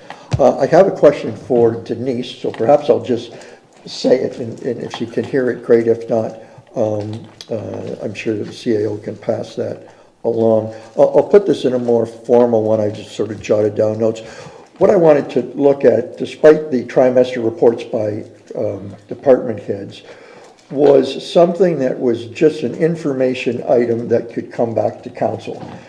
If it warrants them talking about it, if they're doing the presentation in the fall, maybe they could incorporate it. But basically, I'm requesting a complete list of all residential planning levels of approval beyond 10 residential units, preferably in a chart form. So I'd like to see what's currently approved, so plans of subdivision, draft plan approved to include but not limited to the following stats. Approved plan subdivisions showing the capacity remaining and the mix of units. Draft plan of subdivisions, the number of units, mix, expiry date of the draft plan, progress to date, remaining progress needed to complete those, and perhaps if they could do a percentage of incomplete to complete, and estimated time to comply. Now, I know that part is a estimate and a guess, and I'm certainly not going to hold planning accountable for a developer's miss of a season for an environmental study or a delay in a report at the region. But I would like to see that come forward. And perhaps I can talk it through with Denise to get all those stats in a chart form. No need to respond other than information back. Hopefully within 2 weeks, if that could be assigned to a staff member, and we can mull it over till September. Sure, through your worship to Councillor Bruno, I'm getting information from the clerk's department here that she's still having trouble connecting. So what I can commit to doing is have an answer prepared for you and the rest of council immediately. We do still have the department updates that come to council. As you know, there is a summer hiatus here because our agendas are a little bit tighter, July and August. We're gonna pause those department updates. Planning's update will be in September. That way we'll be able to get that update, as part of the presentation, so the community gets to see it too, and it's not just the exclusive information of council.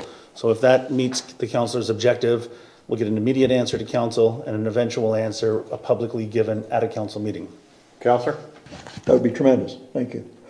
And lastly, Councillor Hoyle, myself, and Mayor Steele attended the FCM Federation of Canadian Municipalities Conference and Trade Show in Toronto from May 25th to 28th. And as is a custom, we give a report after coming back from that.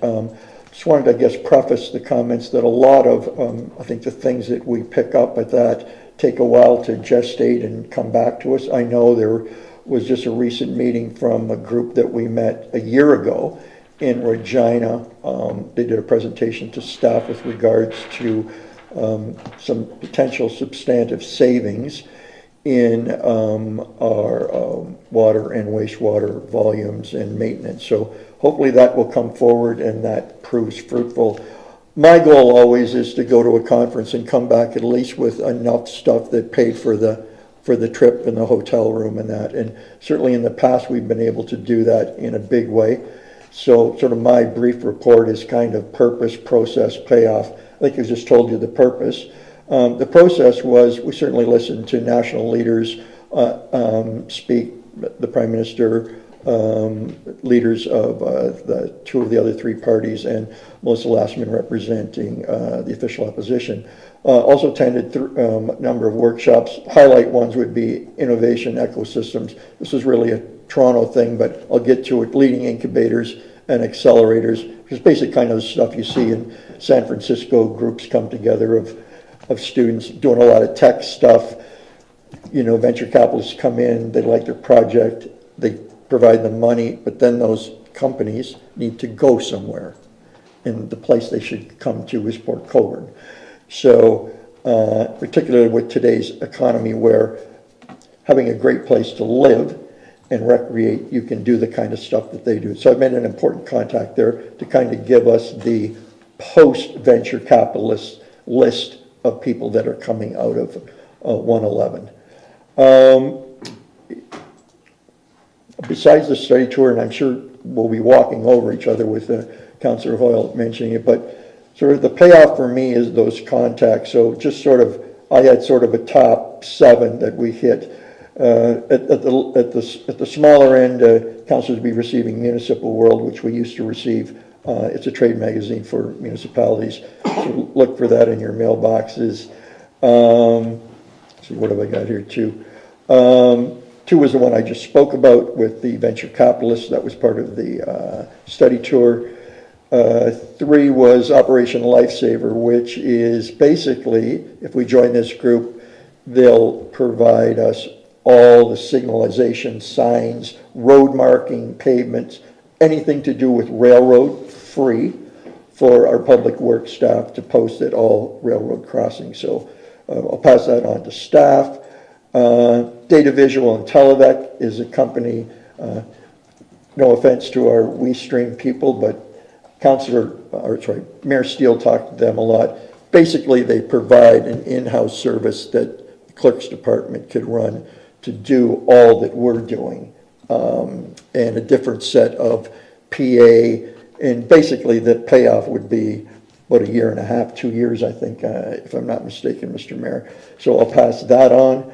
Not that we have to do that, but we'll at least have a look at it to be prudent. 6, we have a payment system for customers who pay their bills via charge, pretty hefty fees to do that. There's a company that the mayor and I saw that basically do a flat rate, whether you're paying a $40 parking ticket or a $4,000 tax installment.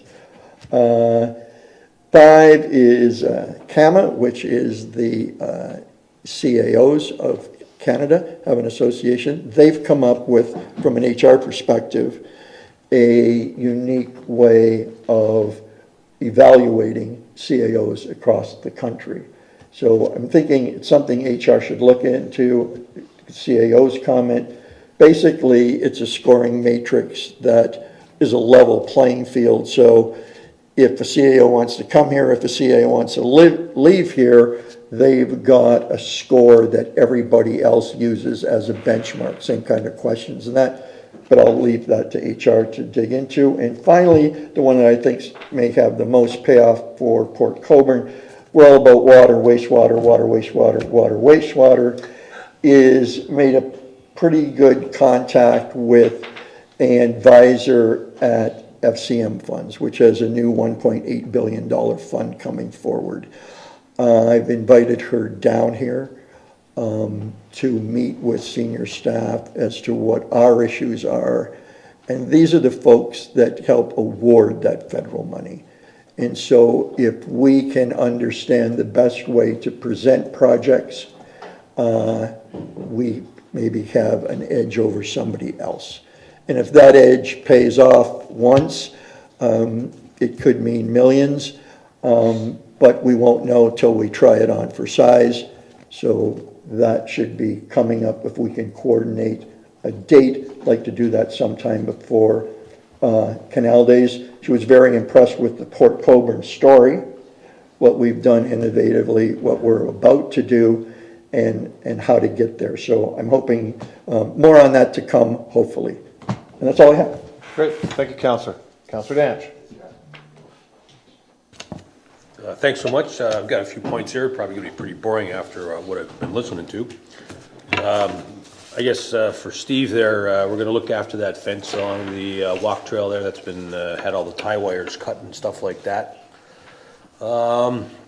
Maybe for the chief on my next issue here, the new subdivision going in there on Oriole and whatnot there on the end of town, some of the Hillcrest residents have been complaining about garbage flying around, the skips being overfilled and not picking up stuff, so I don't know if there's some way we can do a drive around and have a peek there and, you know, see if it's as bad as it was. This came to me about a week ago, so it may have been improved by now.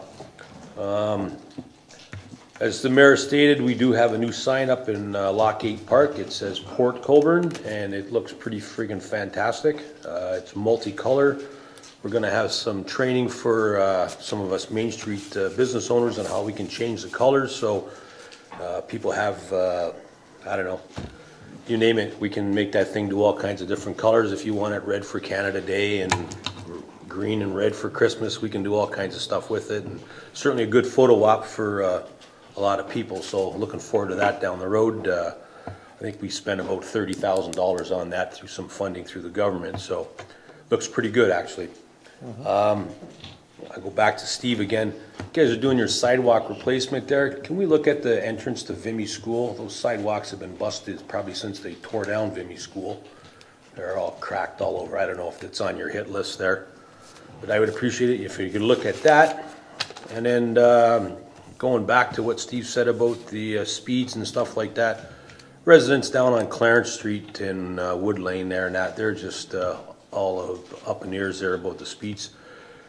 The one guy's telling me it's worse in the morning, being like 6:30, 7 o'clock. They're just ripping through there. I took a drive down there tonight. Once you get by Schofield, you're pretty much free and clear till you hit some Implant Road. A couple dipsy doodles, but you know, it's, you know, pretty built up. There's lots of tree coverage and stuff like that, so putting a stop sign up doesn't look real entertaining because nothing really lines up. I know speed bumps are out of the question, but maybe we can get some signage out there and get some people to slow down, maybe an NRPD every once in a while, because everybody's in a stinking hurry and nobody wants to give anybody a chance to get anywhere. And that's the end of what I got for this week. Thank you. Thank you, Councillor. Councillor Hoyle. To the mayor, like it was repeated here, so I may be the same thing as what Councillor Bruno said. We attended the FCM May 25th to the 28th, which is the Federation of Canadian Municipalities Conference. It's a conference that provides abundance of information if anyone has been there, and we should all go there because the amount of contacts, you find out best practices, and find out all the municipalities deal with the same issue day in and day out, and we come up with a best plan. You meet a lot of people, there's a lot of collaboration with delegates, vendors. Key things are that we're focused on were housing, affordable housing, green space parks, and climate resilience. Like it was mentioned, the Prime Minister is there, plus other political heads, and to be honest with you, they all go with the same theme. Everyone says housing, affordable housing, and environment. That's like the biggest thing. With staff, I've already sent them all kinds of green municipal fund opportunities from the FCM. I let them know that every month they seem to be adding. So please keep checking because it's growing. It's one of the few things that actually grow with money. Right now, I also attended the workshops, Build a National Climate Resilience Program, How to Build a Great Public Spaces and Facilities, the Great Next Generation of Housing, which deals with the Canadian National Housing Strategy for the next 10 years. National Adaptation Strategy of Local Climate Resilience. I mean, you guys look at Port Colborne deals with all kinds of weather. It's time to be proactive and protect our stuff. Also, Councillor Bruno and myself attended the Inclusive and Resilient Growth Waterfront Revitalization project that's done at the Portland's Food Protection. It's about a $1.25 billion port expansion and cleanup, and it's unreal, but out of all this, you get more ideas what we can bring to port. Other things to mention is, coming up is Port Colborne Wainfleet Chamber of Commerce. They had the Lobster and Laughs June 16th at Whiskey Run in Port Colborne, so you have still some time to get tickets or buy a table. And then after that, there's the Chamber Classic Golf Tournament, which is September 11th at Bridgewater Country Club in Fort Erie. That's all I have. Thank you, Councillor. Councillor Bodnar. Thank you, Mr. Mayor. Through you to Steve. Steve, you touched on the speed problems in port and how you're working on that, and we've heard it from some other councillors too. And one of the roads you've been working on is Empire Road, looking for options. Will you bring some kind of an update or something on that? I know we had speed signs on there, the flashing ones that tell you where you're going. There's been a number of options put forward by the residents. Some we may be able to do, some we may not be able to do. Is there a report coming, or can you let Monique and I know where we're at on that? Trzaskowski? Yep, through your worship to Councillor Bodnar. We've currently retained a consultant to start looking at a traffic study for this already. We've actually just today ended up painting white edge lines along the road to try to channelize traffic a little more, slows people down a little bit.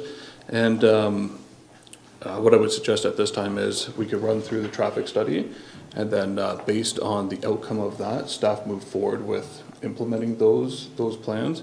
If it's anything too significant, we could bring it back to council for budget approvals. But just for the sake of time, staff might be able to implement some of the smaller features if those are what's recommended through the study. Councillor? So will you run it by the ward councillors before we all remember the horror of the rumble strips that were on there? Thanks, but we don't want something just like that, so. Yeah. Through your worship, we can definitely bring that back to you, to the Ward 4 councillors. Thank you. All set? Good, thank you. Okay, on to items requiring separate discussion.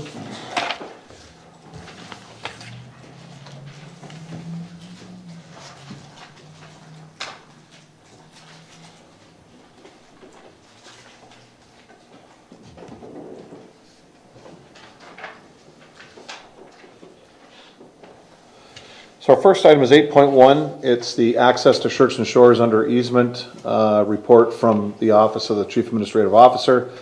The recommendation is that Chief Administrative Office Report 2023-99 be received for information. So we do have 3 delegates this evening for this item. We'll ask each delegate to come forward and just confirm you've got your 10 minutes. And then we'll have questions from council, and then the CEO will go through his report. And legal is here. And our legal is here? Okay, so David Willer is here. After you can cue the law firm. Welcome, David. So our first speaker is Carol Domenicucci. We asked that all 3 of us go out just the together. That's fine. Yeah, 10 minutes. Yeah, that's fine.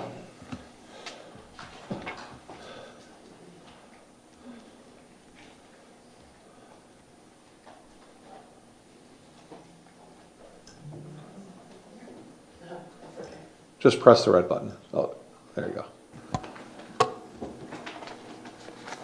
Have you read what we... Everything came in our package, so... We're here for questions. Yeah. So you're not making any statement, you just want to see if there's any questions from council? Mm-hmm. Okay. We're assuming everyone read Yeah, them. we've read that, right? Everybody's read it? Yeah, it's in our package, yeah. Okay. Any questions at this time? Good job. Okay. No questions at this time. Okay. Thank you. Mr. CAO, you're up with the report. Sure. I think through your worship to council, I think I'll take the same approach. If there's any questions from council, I'd be prepared to answer them. I understand I guess this is out of the ordinary, but I'll say it anyway. I understand that this is not the recommendation that the residents of the hamlet wanted. I don't, and I empathize with the folks who are down there. I've talked to them a number of times. I've been down to see them a number of times, individual ones and in a group. Last, I see former Councillor Butters there. She and I were down there, not last May, but the May before, no, it must have been last May. I would love to have put a report in front of council that says, you know, this is a city issue and the city has to take this on and get clarification and I don't know what the word is, but probably a resolution that is satisfactory to the hamlet residents. I think that the hamlet residents, I know for a fact that the hamlet residents contend with a lot of unsavory impacts from the operation of the campground: speed, traffic, noise, litter, even today we heard criminal activity and violence, and that's not pleasant to have in your neighborhood. Our lawyer is on the call, and you know, the legal, unfortunately, the administrative realm that I operate in is that I have to give my best professional advice to council on how to act. I have to protect the interest of the corporation, and I couldn't put a recommendation on top of the report that's different than our legal advice. It wouldn't be ethical for me to do that. I'm prepared to take any questions. Mr. Willer from Sullivan Manning is our lawyer. He was the lawyer who worked on this project in 2018 with Mr. Vincent and council of the day. And if council has any questions, I'd definitely be prepared to answer them or turn them over to Mr. Willer. Councillor Bruno? Thank you, Your Worship. Thank you, Mr. Louie. One of the residents who've come so often here and talked to us so often about this issue, Councillor Aquilina brought forward that we need to deal with this and deal with it in a transparent and full-throated way. At the end of that, of the councillor's motion, I had also wanted to include to get all data on the table. I'm glad Mr. Willard is here, although I know he's not a litigator. My concern was the missing piece for me that's not in the package is, to date, in terms of legal costs, what have we spent investigating whether there was an opportunity here? If you have that number, Mr. Louie, and I don't know if you have anything on staff time to date. CAO? Sure, through your worship to Councillor Bruno, I appreciate the question. I understand that it was verbally asked at the council meeting where the resolution was passed to assign the task of writing this report, but I did not address it in the report, and that's an oversight on my part. My apologies. I talked to our accounts payable after the report was prepared and submitted to clerks. I asked them if they could track via invoice to the law firm the exact amount. They said no, because there are so many other files with Sullivan Manning that there's no way of removing this invoice without digging out by hand every invoice we've paid to Sullivan Manning since, I guess, April of 2022. I didn't think that there was value there in doing that. Had a conversation subsequently with Mr. Willer. He and I sort of put our heads together, and we think the combined staff time and legal fees is around $10,000 to this point. Councillor? Thank you. If I could, to Mr. Willard, one of the options is for the city to proceed legally. And I'm wondering, just so we get all and every bit of facts we can on the table to make a full-throated decision, if we were to pursue that route, and again, I know you're not a litigator, but is there like a sort of a minimum cost, and then if it took 2-3 more days, like, can you give us a range of what the potential legal costs would be to create a challenge to Sherkson's position? Mr. Willer? I'm sorry, I couldn't hear the last part of the question, and sure. Some people's microphones work better than others. Could someone paraphrase that, please? Sure, David. I'm just wondering if the council were to choose the option to go forward with legal action and engage yourselves or another firm, typically to go to court on a matter like this, what would be the background base cost of setting that up, and what happens if this goes 1, 2, 3, 4, 5 days? Can you give this council and the residents a range of what future costs might be to pursue this matter? Mr. Willer? Scott, I can hear Scott when he speaks. Scott, could you paraphrase that? Sure. Through your worship. Microphone, so I can't hear it. It's all muffled. Through your worship to Mr. Wheeler, I think that the question in my own words, and I'll look for an affirmation here from Councillor Bruno, is if the city decides to amend the report and direct staff and I guess you or your firm or different litigator to undertake a legal challenge to the resort's interpretation of the easement, how much can they expect in legal fees, I guess, as a base amount?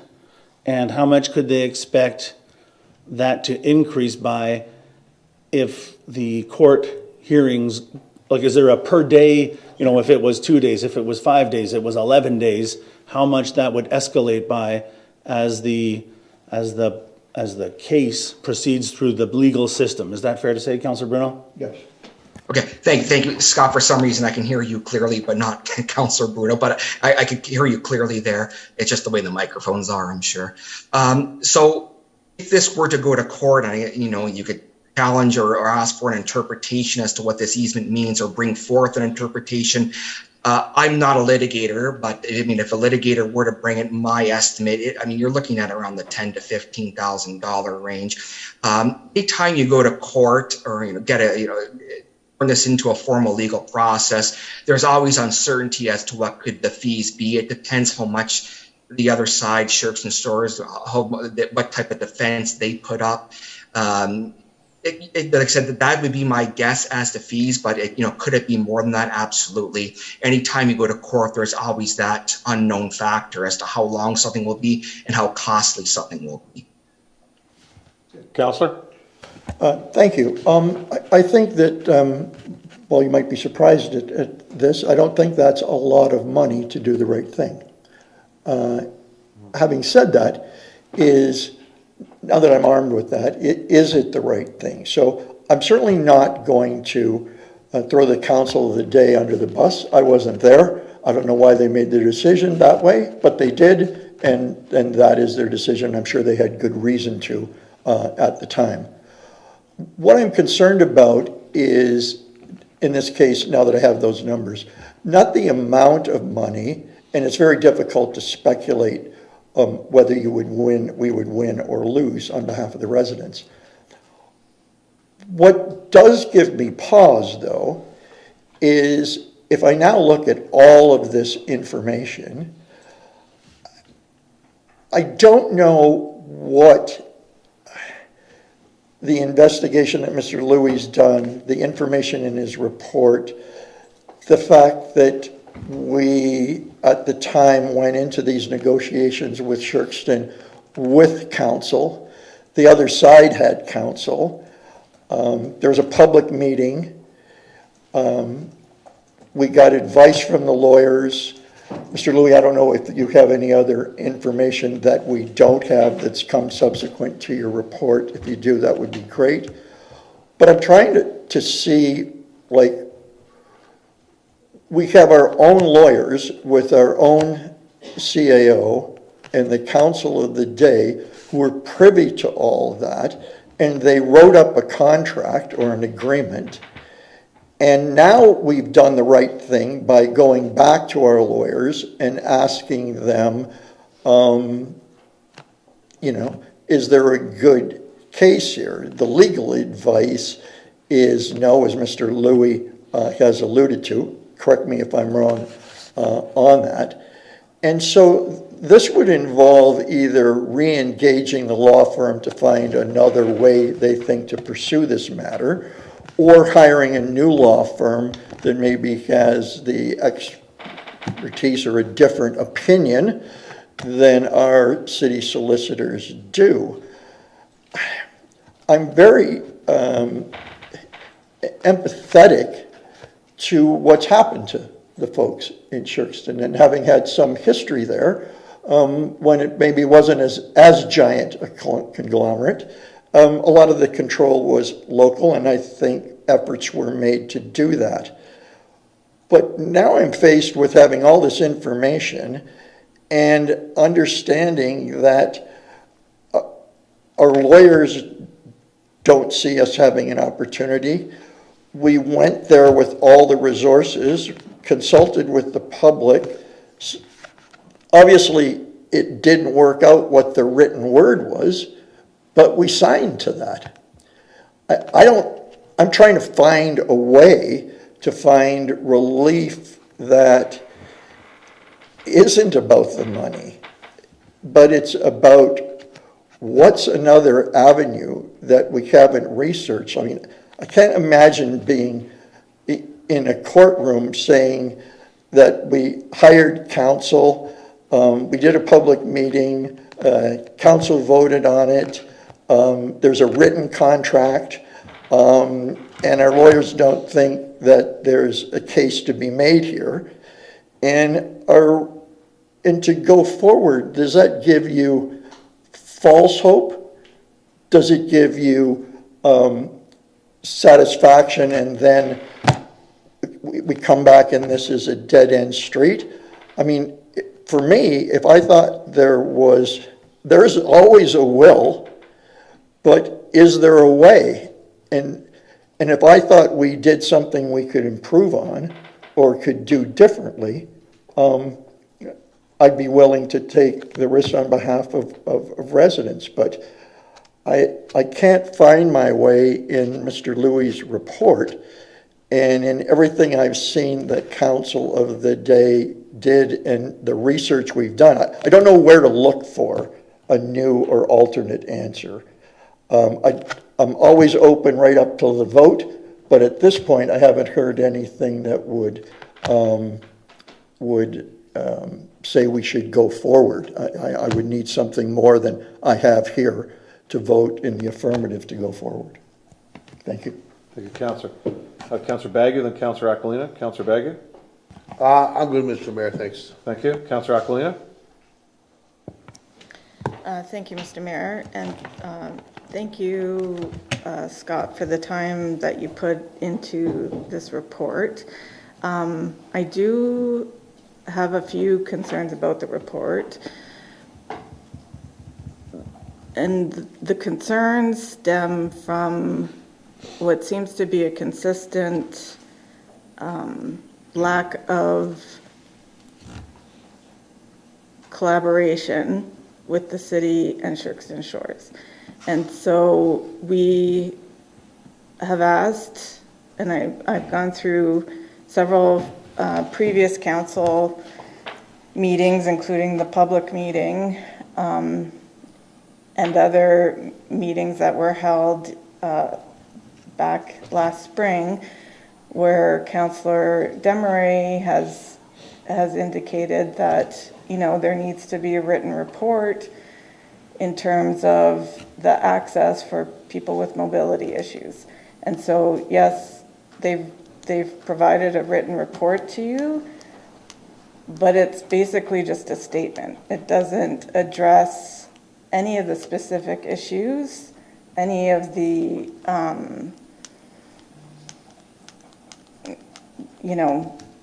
steps that they're going to put in place to address people with accessibility issues. There is no way of knowing what the delays are, who takes priority within the resort, the wait times, and all of the residents have addressed this in their comments. The other issue is, and it was through reading the reports that I realized that the question surrounding what is the actual number of Sherkston residents that participate in getting a resident pass. Through reports through integrity commissioners, I've heard between 40 and 60. The resident association is saying 40 residents. I would anticipate or assume that not all 40 people are showing up at the beach at the same time. And Sherkston or Sun Retreats has indicated that the residents are putting them at a capacity issue, which leads to the same question that I brought up during my council remarks is who determines what that capacity is? And is there a governing body that oversees this? Like, my understanding is Shirkston Resort has hundreds of acreage on the resort. They are going to continue to expand. And at what point do we, as a city, step in to regulate how many people are coming into it? It's impacting Empire Road. So now we have a study happening on Empire Road. From what the residents have indicated in their report, they're indicating for members to get to Shirkston Road if they see the backup, then go down Shirkston Road to Pleasant Beach Road, then onto Beach Road. And so who's communicating with the Beach Road residents of the impact of what's happening on Empire Road? So I'm struggling with how we can engage Sun communities in working with the city to resolve this. It's my understanding that there's been 5 or so owners of the resort, and this is the only owner that is not willing to work with the residents and have now created barriers for the residents, which they've never had before. So my other statement is, with the lawyer that we have online, had he had an opportunity to read the residents' written statements, and does he have any sort of comments to address the pedestrian access versus what the access was previously? Scott? Yeah. So, through your worship to Councillor Akbalina, first I'll ask, just by a nod of his head, if Mr. Willer has had a chance to read the comments. They were forwarded to him late in the day, and he's nodding his head yes. So I'll let him come on after I answer. The first point, it's a great point, and I can tell you that it is a fact. I think I've written in the report, I think I've said it verbally here at council meetings, and I think I've talked to some of the folks from the hamlet about this. Shirkston is not receptive to the idea of having a meeting with us as city staff or council, not receptive to the idea of having a meeting with the residents or the group that leads the residents. We did meet once in August. That was about, at that meeting, there was a promise made to meet both staff, the 3 leaders of the resident group, and I hope it's okay to call you that, the leaders, and Councillor at the time, Wells, who said he would like to stay engaged in this issue and attend the meeting even if it was after his term of council was over, and Regional Councillor Butters at the time, who said the same thing. They stood up from the room and walked to their cars and said they would meet again in November. They refused to have that meeting. I wish I had a tool. I don't have a tool to bring them to the table. I can tell you that they did meet, management from the resort met the chief and I in February specifically for the issue of traffic, not to talk about the issue of access. And when we tried to broach the subject of access, we were pretty much shut down, and the meeting ended with only the subject of traffic being addressed. The second, and I'm not going to ask Mr. Willer if he has thoughts on this, I would love to have regulatory involvement in signage at the park, in crafting the guidelines and practices, the policies that will guide how hamlet residents are served when they go through those gates, safety in place and so on. I don't know if we have a tool or if I'm not sure if I made up a word, if there's a regulatory tool to administer that, and I use those extreme examples. Going down Beach Road, going down other roads, eventually opening up Pleasant Beach if it's going to cut through Pleasant Beach Campground I'm talking about now. if it's going to eventually cut through to the resort as a whole. I don't know if we can regulate that through city policies, the same as, a business that's on a corner in town, say the corner, the gas station at 7-Eleven at the corner of Elm and Clarence has entrances, 1, 2, 3, or 4 entrances, I believe. If they were to close some or open a 5th one, there are rules around accessing municipal roads, but I don't think that we can say you can only go to the gas station on such and such a road.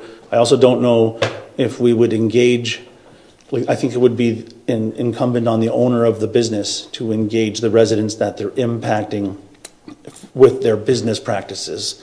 The numbers, and so if Mr. Willard can put a pin in that and maybe address that along with the question that Councillor Aquilina asked about the delegates' written statements.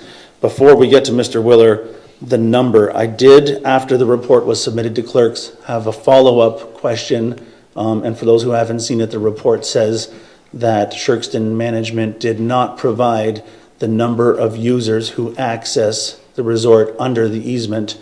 I asked a second time, and I asked for prior years.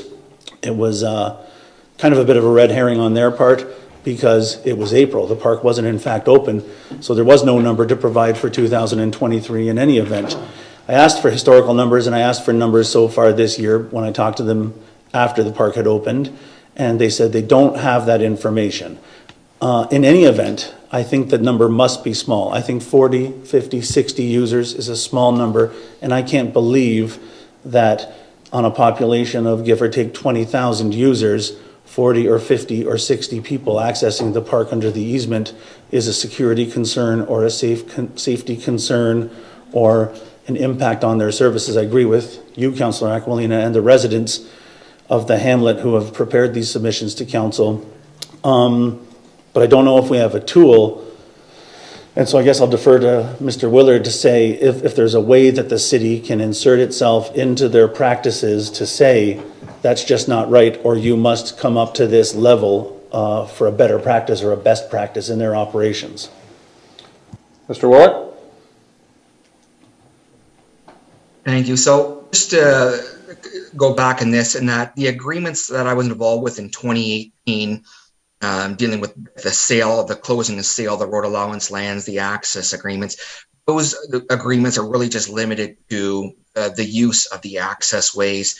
Those agreements don't address dealing with anything internal with the resort. So that was not an aspect of the agreements I did.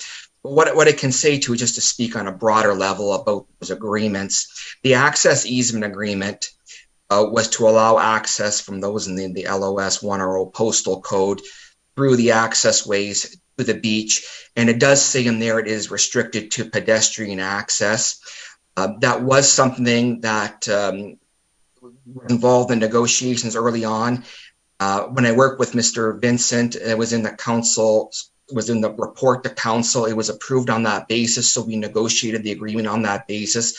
But I can say quite definitively that that the agreement does not allow anything for beyond that type of access. It is specifically restricted to pedestrian access, but that was always a part of the negotiations. And like I said, it was also something that was specifically approved by council in 2018.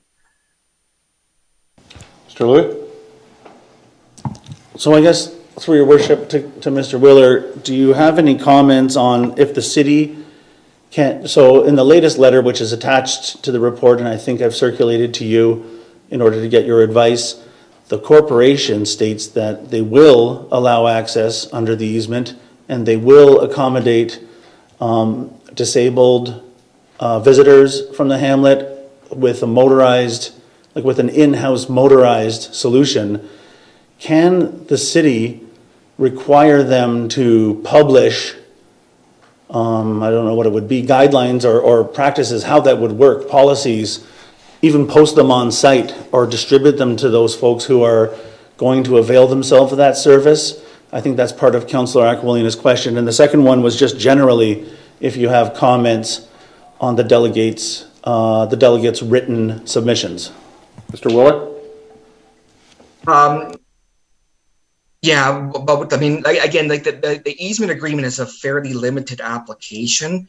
Really what it is we just have the city would have a right to ensure that the city's rights under that agreement are complied with. And that agreement predominantly deals with allowing pedestrian access over the roadways to the beach. So anything that really goes beyond the scope of that wouldn't not be really covered by that agreement, again, given the scope of the agreement. So if there's a concern that the rights under that easement are not being complied with, then I think the city would have the ability to go to the Sherkston Shores to say you're not complying with the easement, and we could specify why. Again, just to clarify that the rights under the easement are carefully circumscribed under that agreement, dealing with the pedestrian access limited to a particular postal code and so on. So anything really beyond that is beyond the scope of the easement agreement. CAO? Through your worship to Mr. Wheeler, I think that's a roundabout way of saying no, that there's no real oversight from the city around their policies, practices, guidelines, getting them to post and so on. Do you, and I think I'm not sure if you have yet, I'm going to try to pin you down on the third point of Councillor Aquilina, which is on the statements generally, the delegates prepared presentations. Is there any kind of anything? Is there a ray of light there? Is there anything you want to address specifically, or are your comments sort of limited to what you've just said about the easement agreement? Mr. Willer? Yeah, I did have a chance to go through the statements that were sent to council. And again, like I said, the easement, we have to realize the easement agreement, like I said, has a limited scope. What I mean, any easement agreement would. It's carefully set out in there that it's for pedestrian access. But again, that was always what was negotiated with Sherkston Shores once I got involved. So, I mean, it doesn't really go beyond that, and that's typical of agreements of that nature. Usually easement agreements are fairly short, and the rights in it will be, if done properly, carefully circumscribed, so it's clear what they mean. So, I mean, generally, that's what I would say, having seen those comments. I appreciate the comments. My job here is just to opine on the legal aspects, and from the legal aspects, like I said, I think it's pretty clear about the scope of the easement, the nature of the easement. CAO? Yeah, so through your worship, I guess to Councillor Aquilina, and I think that's as close as we're going to get to answering those three bullets. I can share my recollection of 2018, and it's partly informed by watching the recordings of the public meeting in June, where we had a public meeting to stop up and close the road allowances, and then in July to actually complete it went to council to complete the task. This was really, the easement agreement is really secondary to the main issue of resolving encroachments on the road allowances.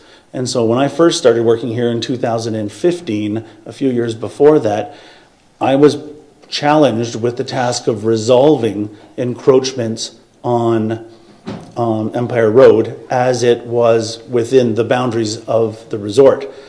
And I can tell you a couple of council members who are still here, a council member of the day who's in the gallery, this was a secondary issue. We put our heads together, Director of Planning, Manager of Strategic Projects, and myself, and we thought we had a success here. We were going to enshrine the language onto the registered title to the property that was going to protect access to the beach for folks who had issues getting it from the company. I've saw some council comments from Councillor Kenny and Councillor Butters that said we're finally getting it written in legally, but it was always secondary to this project, and I don't think we envisioned that in 5 years the easement would be the main event. And I think I used the words, and they're in one of the delegates' comments, that I'm glad that this happened on my watch, and I was referring specifically to finally resolving this issue that I was challenged with in 2015.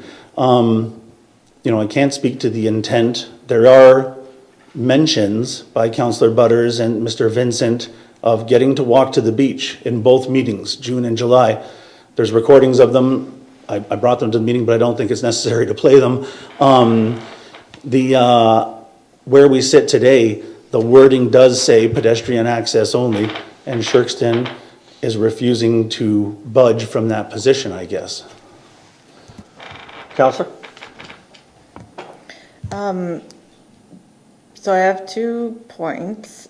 One, speaking of the 2018 meeting, Mr. Vincent was very clear in stating unfettered access, perpetuity to the residents. Those were all clearly stated as well.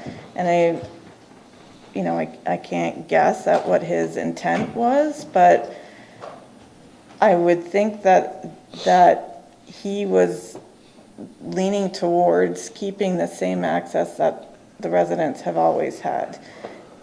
Somehow, previous resort owners have always understood the impact of the resort on the residents and have made concessions as to how they were going to alleviate those concerns by trying to keep the residents happy. For some reason, Sun Resorts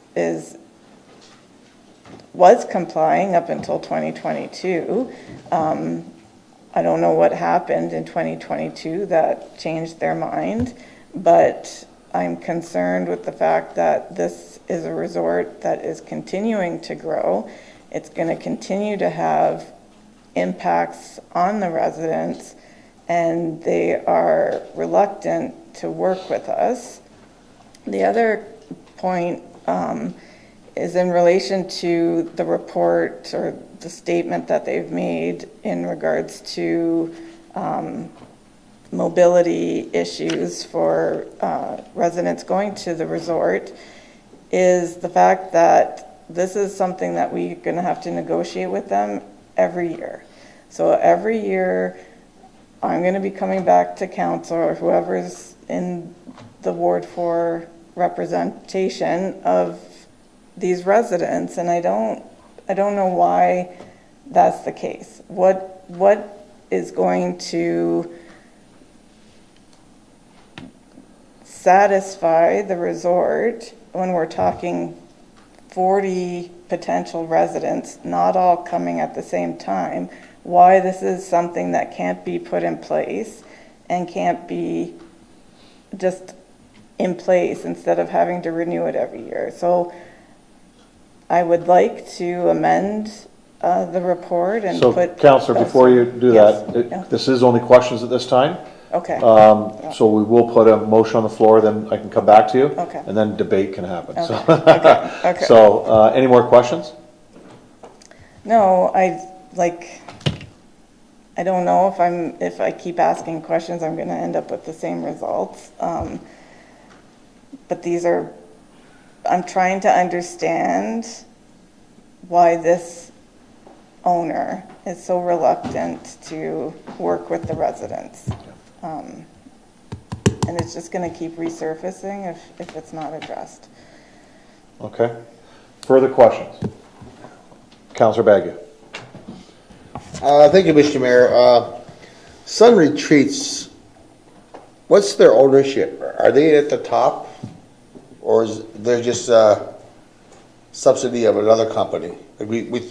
You say we talked to management of Sun Retreats, but what is management? Is it the top, the highest we can go, or is there another company that owns Sun Retreats? Yeah. Sure, through your worship to Councillor Bagu, and there might be people here today who know more than me about this, but I understand that they are a publicly traded company. They have a board of directors and shareholders. I want to say that they're based out of Detroit. No, sorry? Florida in the States? Michigan. So Michigan, sorry, I said Detroit, but it's in Michigan. They have a Canadian, I guess, office. The person that I speak to, I'm going to pull up some titles here. There are 2 individuals that I speak to. One is named Derek Stevenson. He's local. He's in Port Colborne, and he is the RV Resort General Manager. Another one is Tony. His last name is Breton, Breton, and he was that title before, but he has since been named Regional Vice President for the Ontario region. So those are the 2 folks and that I've talked to, and I've not talked to anybody from a higher level of the organization. The letter that Councillor Aquilina referenced was sent to the mayor's office, and it was sent directly from their law firm. Thank you, Mr. Louis. I don't see why we can't go over these people's heads.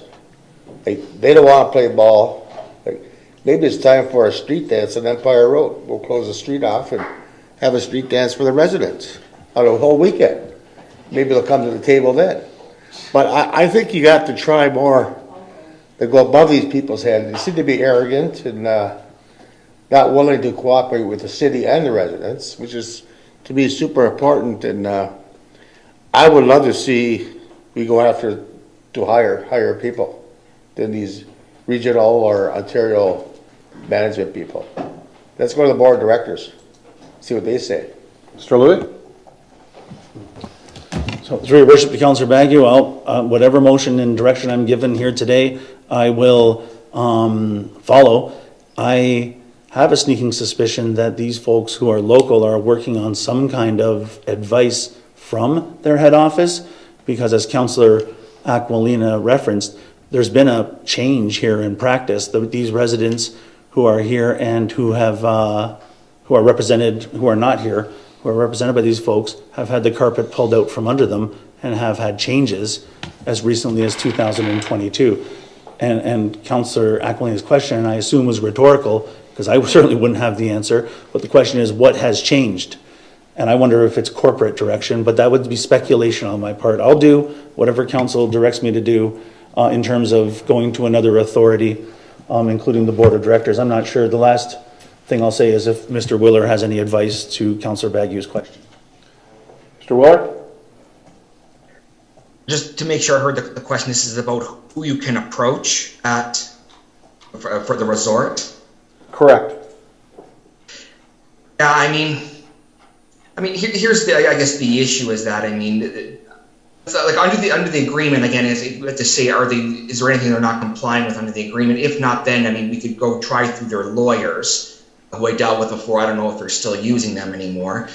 We could send a formal notice to them if there's something they're not complying with under the easement agreement. We could try that.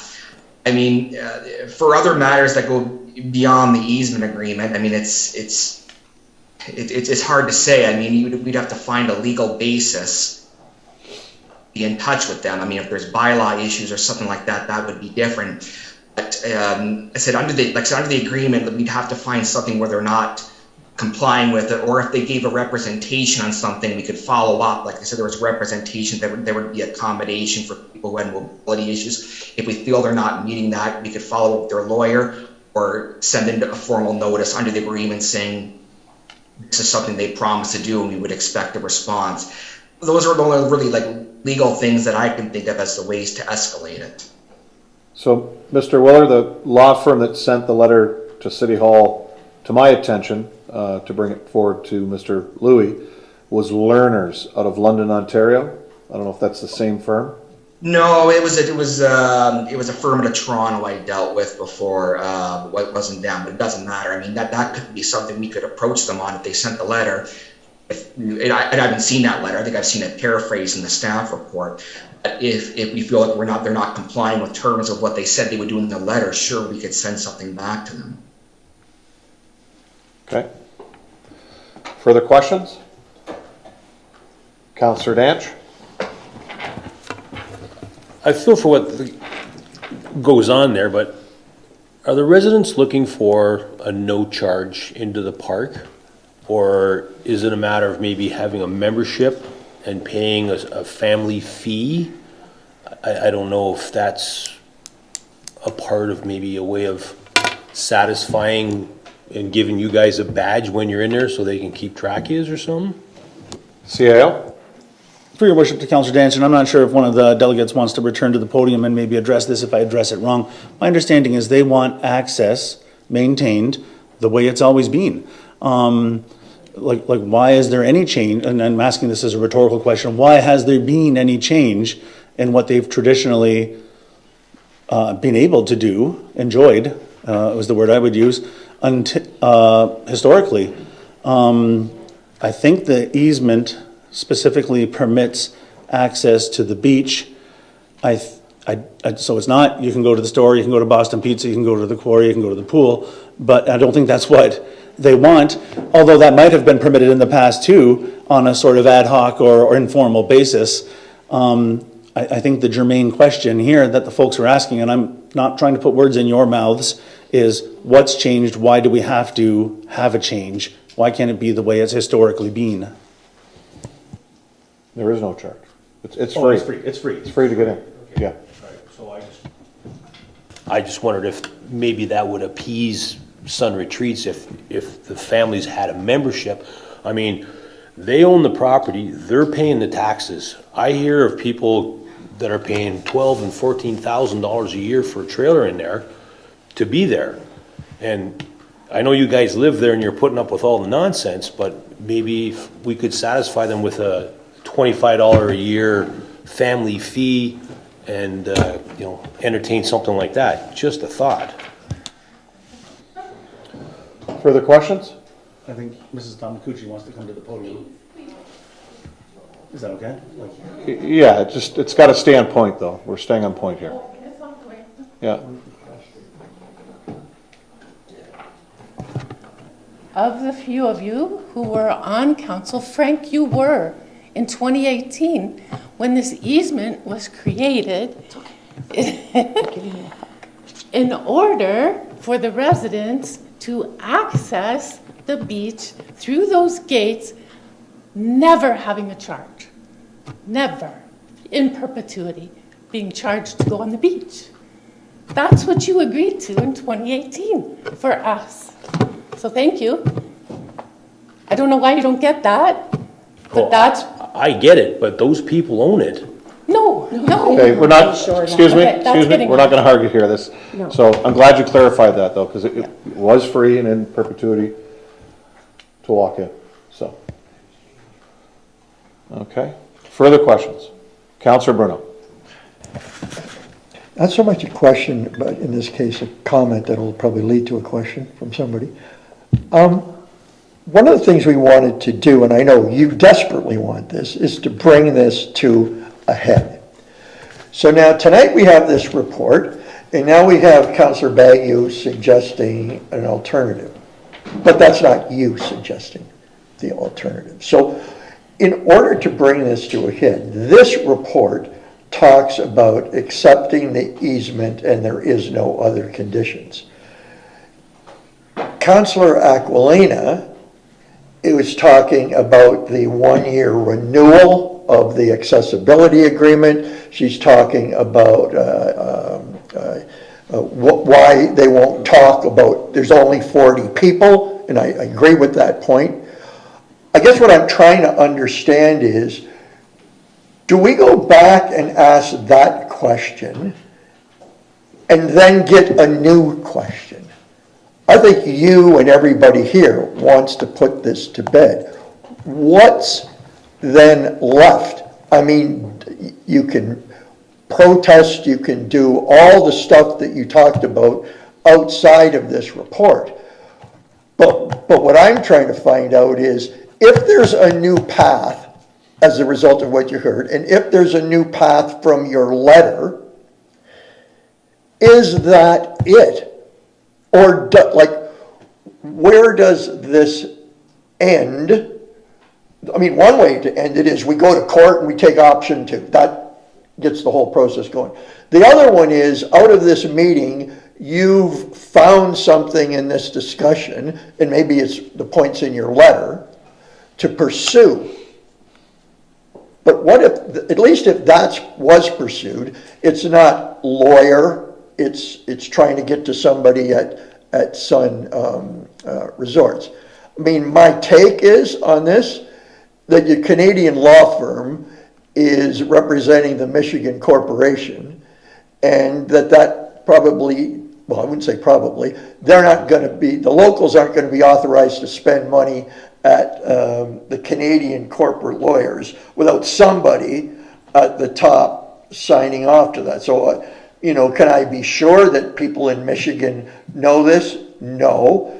But when it rises to this level on a legal agreement and the corporation is paying for the Canadian entity to represent them, somebody's checked the box, somebody's ticked it beyond the first two guys. But I think really what this comes down to is you have a report here that talks about option 2 going to court. I don't think any of us are talking about, I don't know who that is. No one's brought forward an alternate motion than the motion that's on the floor. And so I'll posit that, but I think if we're on the same page that this has got to come to some kind of conclusion, then I think it's the last pitch and what is it? Because this just keeps going in circles. Any further questions? The recommendation on the report is that Chief Administrative Office Report 2023-99 be received for information. I've got Councillors Bruno and Bagu moving that. Now you can have either questions or debate on this, or you can bring in amendments. So I'll go to Councillor Aquilina. I would like to make the amendment for the option 2 where we move forward with taking legal action, but I'm not sure if going to legal action we can include like what Councillor Bagu and Bruno have brought forward with, you know, a resolution in terms of like who is it that we're actually fighting with? Are we fighting with the top of the corporation, or are we fighting with these two local residents? If you go to court, Councillor, you're going with the corporation.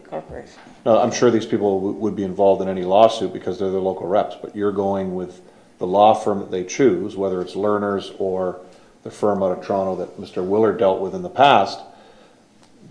You don't deal locally. You go to, it would go through their board, their secretary, and they would tell their lawyer or law firm to defend them, and then you would go from there. Okay. That's how that would work. Okay, so I would like to put forward that motion. That you would like us to move option 2 to move to legal and go to court. Do I have a seconder for that? Councillor Hoyle is a seconder. Debate on the amendment to go to court.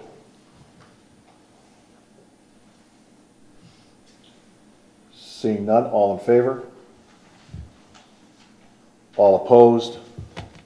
That motion is defeated.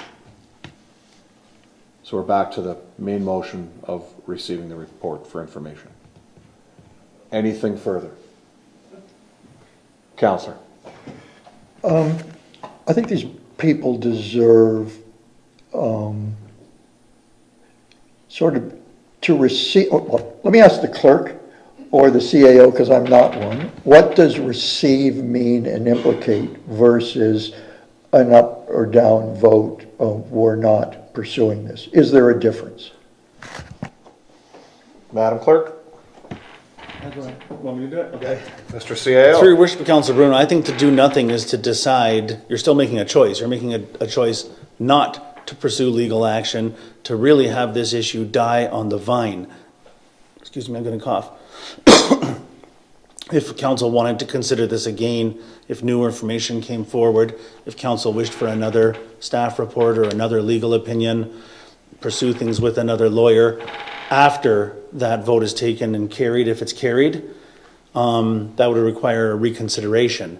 If council wants some other course of action now, in addition to adopting this report, that would have to be done as an amendment. So if it was to have a street dance at the end of Empire Road, you would have to make a motion today that recreation staff bring back a report for a street dance, or a second legal opinion from another law firm, or a letter from the mayor's office to the law firm to request a meeting. Any of those types of motions would have to be passed as an amendment to this report kind of right now.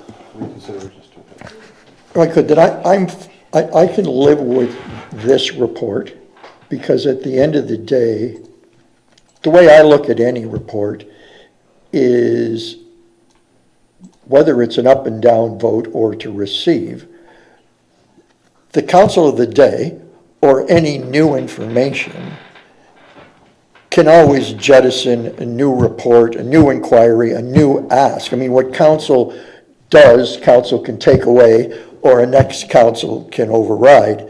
So from my point of view, this receive allows, if there was new information, if I understand this correctly, or if there is new information, that can come forward. However, I see it that way either way, but I'm happy then with the way it's currently written, that if there was something new, this could be brought back at any time.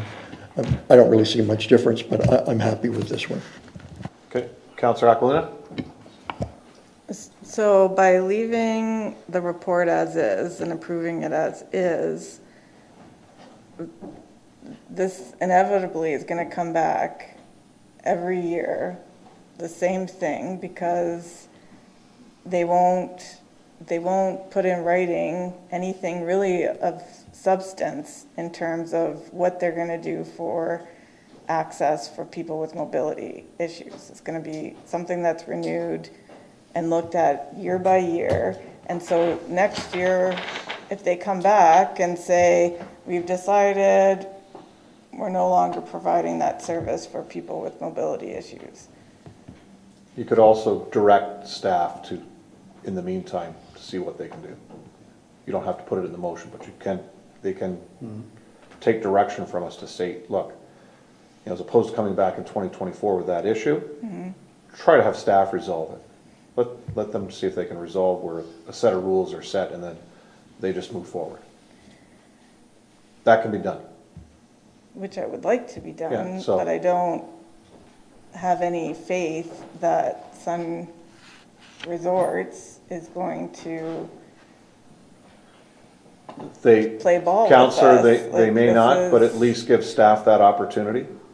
So I'm sure with Chief Lawson and the CAO, to have them discuss that with the local representative, because that's who you have to go through first, for that,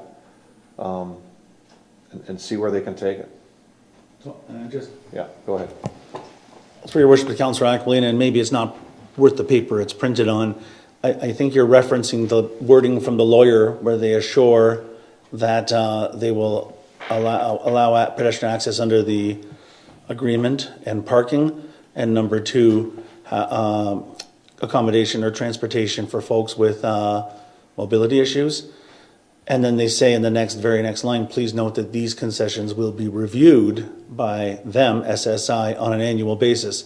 They don't say, and again, we were making a giant leap of faith here. They don't say that they are going to review them, or okay, they say they will review them. They don't say they're going to change them.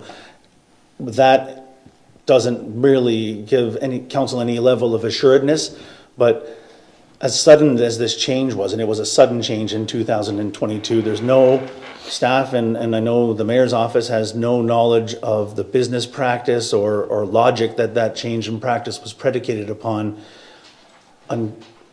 There have been little changes in their operations all through the years, but the last major change, in my opinion, was the stopping of day passes, and I think that was 2015 or 16. So over the course of 7 years, they went from no day passes to enforcing this pedestrian access only. I guess in my roundabout way of saying it's not imminent that this is changed in 1 year. But it does say that they will review it on an annual basis. It doesn't say that the city needs to apply or that a resident needs to apply for that transportation clause to be sort of revisited. What I can do is send a letter, probably since this was to the mayor, from the mayor's office. I'll work with the mayor's assistant to get a letter saying, look, an annual basis isn't good enough for our council to rely on for the protection of people with disabilities under the AODA and other, corporate responsibilities that you have to the disabled community. And then their response, if and when we receive one, can be put on a future correspondence to council. So you could approve the report as presented, but still direct me to take that course of action. So I would like to do that. I don't think, to the mayor, and I'm sorry to interrupt, I don't think you need a motion for that. No. I can take that away as staff direction and start doing that tomorrow. But you can still have, if Councillor Aquilina has further amendments to the main motion, you would have to hear those. Councillor. I would just, I'm disappointed by Sun Retreats and our ability to get them to come to the table, and I'm disappointed that this is impacting many aspects that Sun Retreats is having. I understand that they are generating taxes for community, but there is nothing that I can foresee that they are doing for Port Colborne. They are not sponsoring things. They are not doing other things that other business owners are doing. And I just feel like the city's hands are tied in terms of what we can do. And I don't know if there's a way forward. And I think previous council has addressed this also. And I just am going to have the assumption that this is something that's going to rear its head every year until we come to some sort of agreement. And I don't know what that is, but anyways, that's my statement. Okay, thank you, Councillor. Further questions to the recommendation? Noting there is staff direction. All in favor? All opposed? That's carried. Can we do 8.3? Chris McQueen's on the call. 8.3? UCC? Yeah. The 8.3? Yes. Can Chris McQueen come here? No.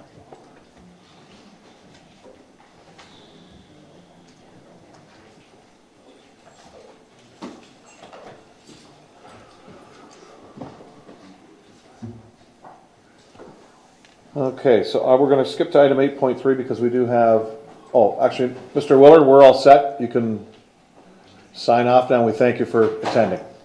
Thank you. Sorry. No, that's okay.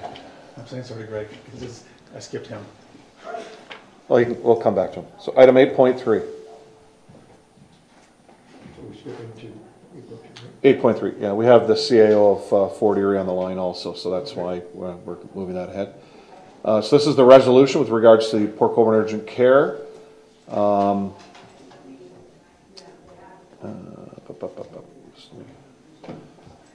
it here. Okay. Mr. CAO, go ahead. Sure. Through your worship to council, I was obviously as upset as council and the community to hear the news about the UCC change in practice. We already anticipated a closure of the UCC because of changes in Niagara Health's practices with the online of the new hospital in, I think, 2028, if I'm not mistaken. I was away when that announcement was made by the Niagara Health. I was actually at a conference with my colleague from Fort Erie, Chris McQueen, the CAO. CAO McQueen is on the call tonight, joining us on Zoom. We both left the conference knowing how important this issue was to our communities, immediately packed our bags and headed back. Fort Erie had a special meeting of council. The mayor and I caucused and decided that it was okay to wait until today to bring this memo forward in the attached resolution. The resolution is a mirror image of a resolution passed by Fort Erie Council at that special meeting. There is one sort of clause that's a little bit different, and that clause that's before council, I don't have it right in front of me yet, but I'll bring it up, is that I, the CAO of Port Colborne, will be directed to work with my colleague, collaborate, I think is the word, with my colleague in Fort Erie, Mr. McQueen, and I am pulling up the exact wording now, to develop options for council to consider for creation of a business plan that would include identifying resources and funding required to meet the immediate and long-term health care needs of residents of Port Colborne. This also dovetails nicely with the mayor's report tonight, where Ms. Burrell, who's still here today, and I say that partly for Chris McQueen's knowledge from our Health Services Committee, the information that was presented today, because we do want sort of the immediate needs of the community, but also the long-term needs of the community addressed.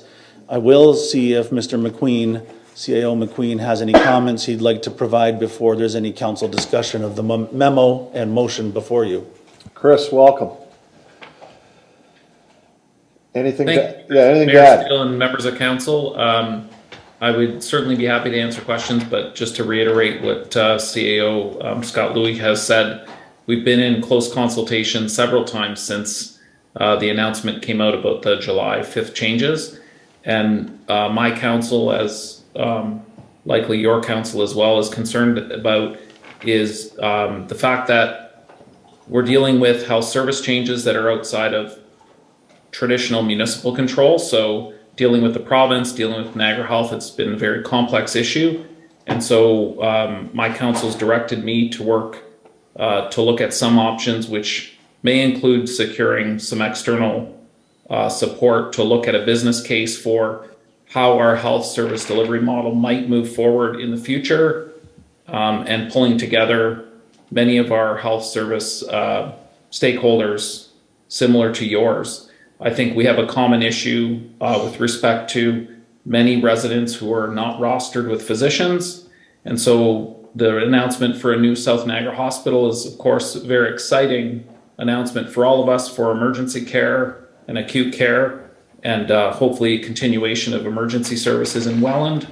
But that doesn't address primary care. People's first point of contact with the healthcare system is with a primary care physician or a walk-in clinic or an urgent care. And so our concern really is addressing that primary care gap that may be left with urgent care centers potentially closing with an opening of a new hospital. And so I will work closely with Mr. Louis, as we've had lots of discussions about, to look at a plan going forward that will serve in my community, Fort Erie, but also Port Colborne. There's a lot of similarities, and I think there's a lot of opportunity to collaborate. And he's certainly reached out to me and vice versa to work together, and would be happy to answer any questions going forward. Great. Thank you, Chris. Any questions this time? Great, thanks. So council, we do have a resolution on here. If I could read this, and then I'll have a mover and seconder. It says, please be advised that at its meeting of June 13th, 2023, the Council of the Corporation of the City of Port Colborne resolved as follows. Whereas the City of Port Colborne has experienced continuously reduced hospital services since the provincial government implemented the hospital restructuring plan in 1998, and whereas on May 31st, 2023, Niagara Health announced that they are reducing the hours of operation for the Port Colborne and Fort Erie urgent care centers by half as of July 5th, 2023.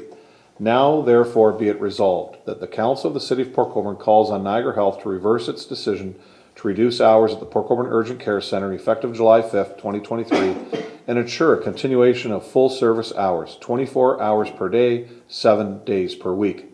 That the Council of the City of Port Colborne requests that Niagara Health work with the City of Port Colborne to secure the necessary human resources and funding required to permit Niagara Health to continue operation of the Port Colborne Urgent Care Center on a full-time basis. That the Council of the City of Port Colborne calls on the provincial government to work with Port Colborne and Niagara Health to facilitate the creation of a provincially funded health team for Port Colborne, either standalone or in conjunction with the town of Fort Erie, to meet the immediate and long-term primary, urgent, and associated health care needs of our residents. That the Council of the City of Port Colborne calls on the provincial and federal governments to immediately take steps necessary to alleviate the chronic staffing shortages experienced in our hospitals and healthcare systems, including implementing streamlined processes to permit individuals qualified to practice as doctors, nurses, and other health professionals in other countries to practice their profession in Canada.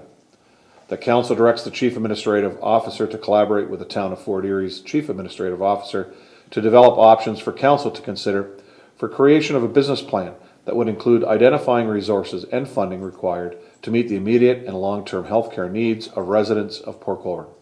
And that the city clerk be directed to deliver a copy of the resolution to Ontario Premier Doug Ford, Ontario Minister of Health Sylvia Jones, President and CEO of Niagara Health Lynn Guerrero, the Board of Directors of Niagara Health, Prime Minister of Canada Justin Trudeau, Minister of Health for Canada Jean-Yves Leclos, Mayor of Fort Erie Wayne Redicop, Region of Niagara Chair Jim Bradley, Niagara Regional Councillors, all Niagara members of Ontario Provincial Parliament, all Niagara members of Federal Parliament, Executive Director of the Niagara Chapter of Native Women, Wendy Sturgeon, Niagara Health Coalition, and all municipalities in Niagara for their consideration and support. If I could have Councillors Bruno and Bagu move that. Are there any questions?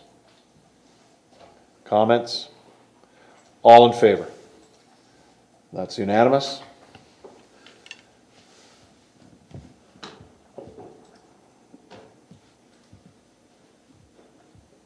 And also attached in that report is a memorandum from the CAO and also the letter that we put together, the statement we put together with our team here right after this happened.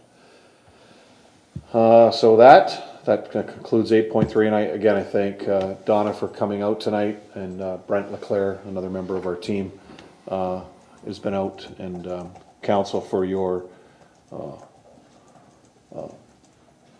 support, full support on this issue. And obviously with this is just the beginning with our committee moving forward, and I'm sure other aspects of the community that will be getting involved. We will only accept an ending that we feel is right for the citizens of Port Colborne, and quite frankly, the south end of Niagara. That includes the Welland Hospital, our friends in Waynefleet, and our friends in Fort Erie. So great again. Thank you very much. And again, Chris, thank you for attending. Thank you. Okay.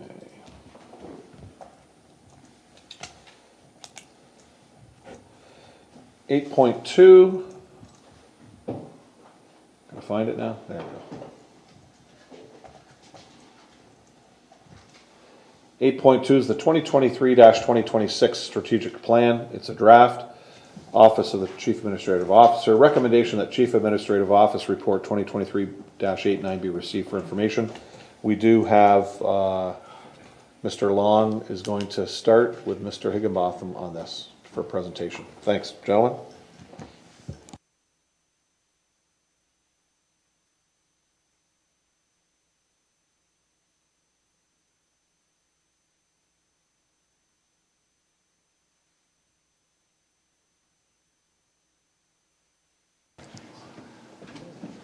I think you're fine. I think okay. Councillor Bagu. Are you in charge, Councillor? You want to take 5? You want to turn your mic for a second?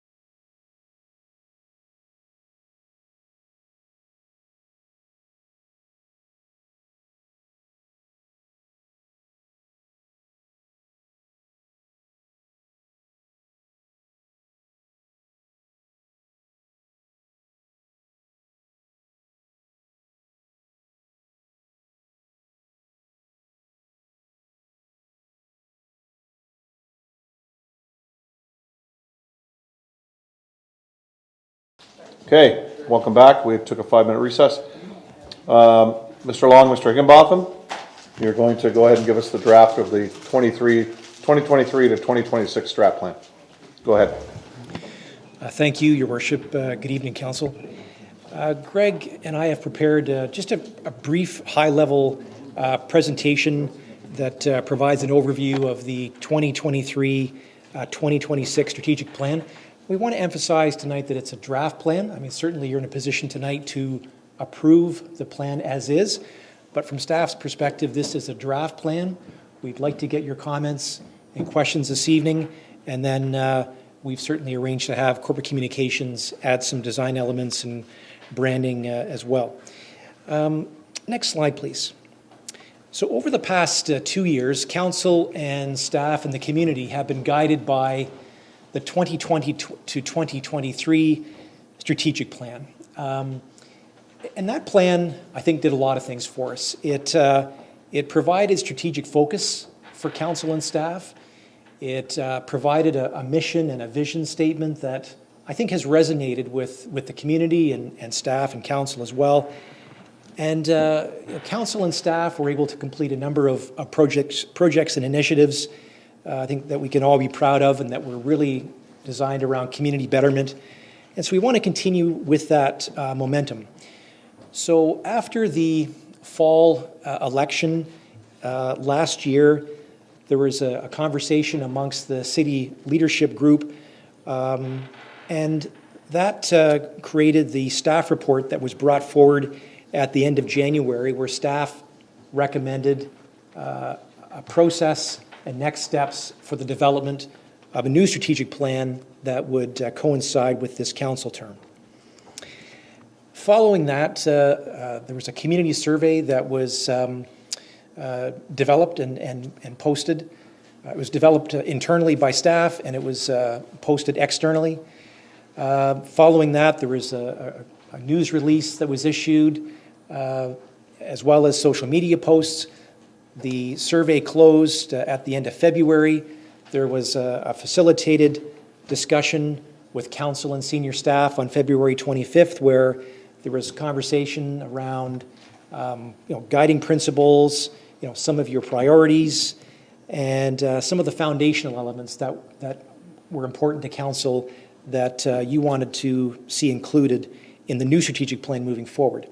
Over the last couple of months, staff have been reviewing and analyzing the survey data, and we have been working together as a team to develop the draft strategic plan that is part of the council package this evening.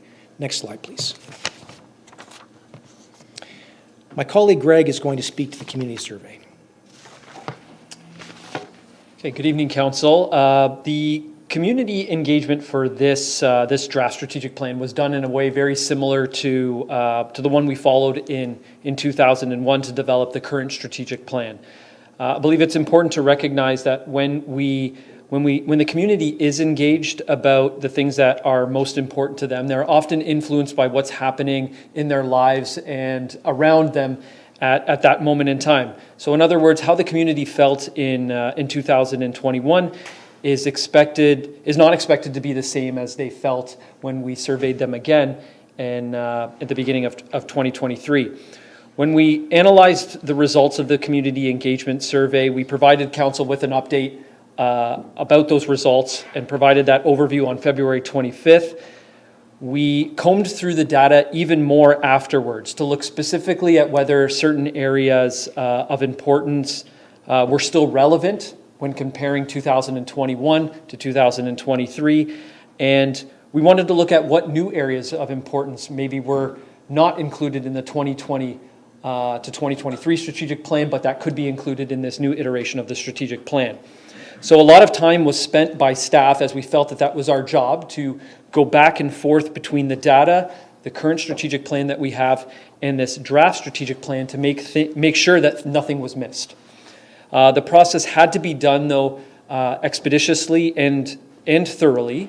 From our facilitated discussion on February 25th, we looked at the concepts of sustainability and accessibility, and we felt as though those concepts could be key categories that we could assign the issues and priorities that the community felt were most important. For example, when we saw responses in the survey data about the importance of parks to people's health and their quality of life, we assigned that to the social pillar under the concept of sustainability.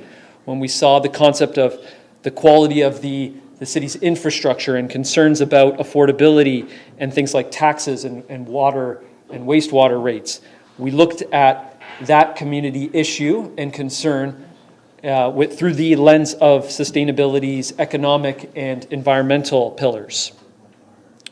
So this is my way really of saying that we feel as though the community's feedback has found its place in this new strategic plan, and that stretches from the various elements of the plan, from the vision statement to the mission statement to the corporate values to the 5 strategic pillars that Gary will talk about in a couple minutes.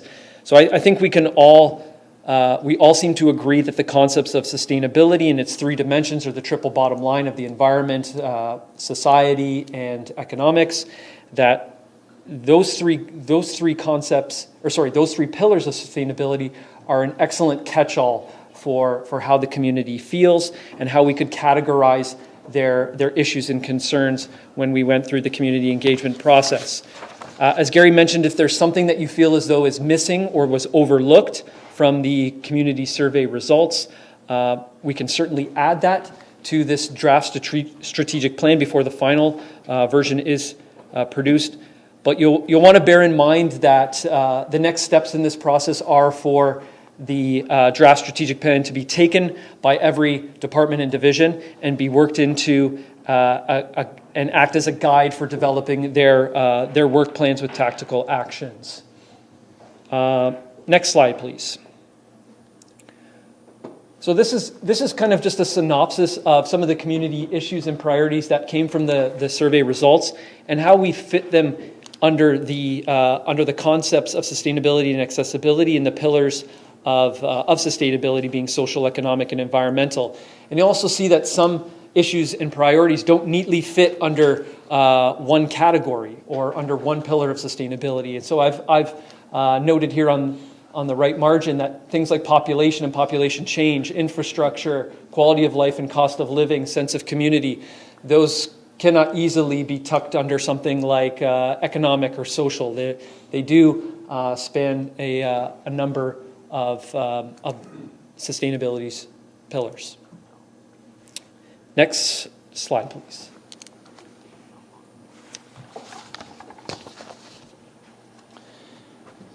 Okay, thank you, Greg. The vision and the mission statements remain the same as the 2020 to 2023 strategic plan, and this was discussed at the February 25th roundtable discussion with council and staff, and council agreed to keep these statements intact. I think these statements they're catchy, they're relevant, and they accurately describe the day-to-day mission of our organization, as well as what we're working towards as we look to the future, to the next 5 to 10 to 15 to 20 years. Next slide, please. The corporate values remain intact, and these are our fundamental beliefs, our guiding principles as to how we expect staff to interact with each other and how we expect staff to interact with the community. This is about who we are, and this is what we stand for. Next slide, please.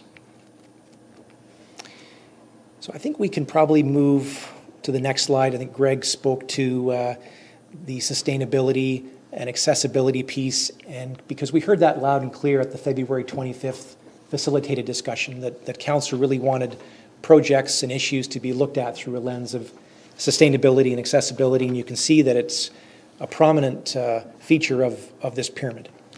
Next slide, please.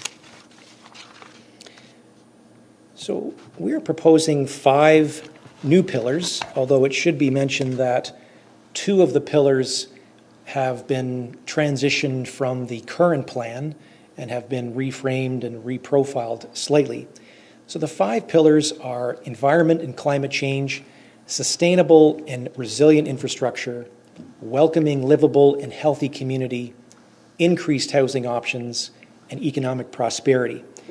So staff wanted the proposed pillars to be part of a big picture, to be part of and sort of reflect new and emerging trends. The mayor, during his remarks tonight, talked about his meetings in Chicago. In Chicago, I heard that he talked about the environment. They talked about climate change. They talked about resiliency. They talked about sustainability. Well, we're talking about those pillars and priorities here in Port Colborne tonight. Staff also wanted to make sure that the pillars have a face, that they're relatable. We want to make sure that the pillars are customer-centric, that they're around the customer service experience that is so important to council and staff. We want to make sure, and we heard this on February 25th, we want to make sure that the pillars can be measured, and that the projects within the pillars can be measured and evaluated. We have to be able to measure and evaluate the success of the organization, and our ability to get not just organizational results, but also community results. Because when we get community results, it means we're doing better for the environment and climate change. It means that we are creating a welcoming, livable, and healthy community. When we're getting community results, it means we are increasing housing options. We are creating that economic prosperity, and it means we are building and maintaining sustainable and resilient infrastructure. We also wanted to make sure that the pillars interact with each other and that they can integrate with each other.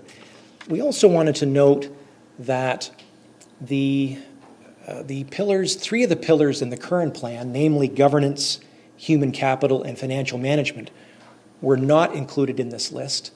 While these functions are certainly core to what we do as a public sector organization, staff feel that they are administrative in nature and and shouldn't be part of the 5 sort of main pillars of the plan. Rest assured, those pillars have not been discarded in any way. They've been relocated to the balanced scorecard framework that Greg will talk about in a minute. Next slide, please. Okay.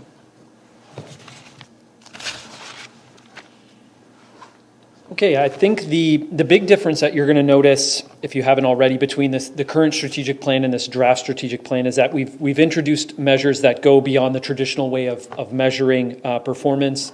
As Gary mentioned, we need to have, we believe that we need to have measurables in this version of the strategic plan because a strategy, a wise person once said that a strategy without action is a dream, and these measures hold us to our actions to account, and we can use them as a way to give us direction and ensure that the strategic plan is creating the kind of results that it's intended to do. You will see that normally measures and KPIs are financial in nature.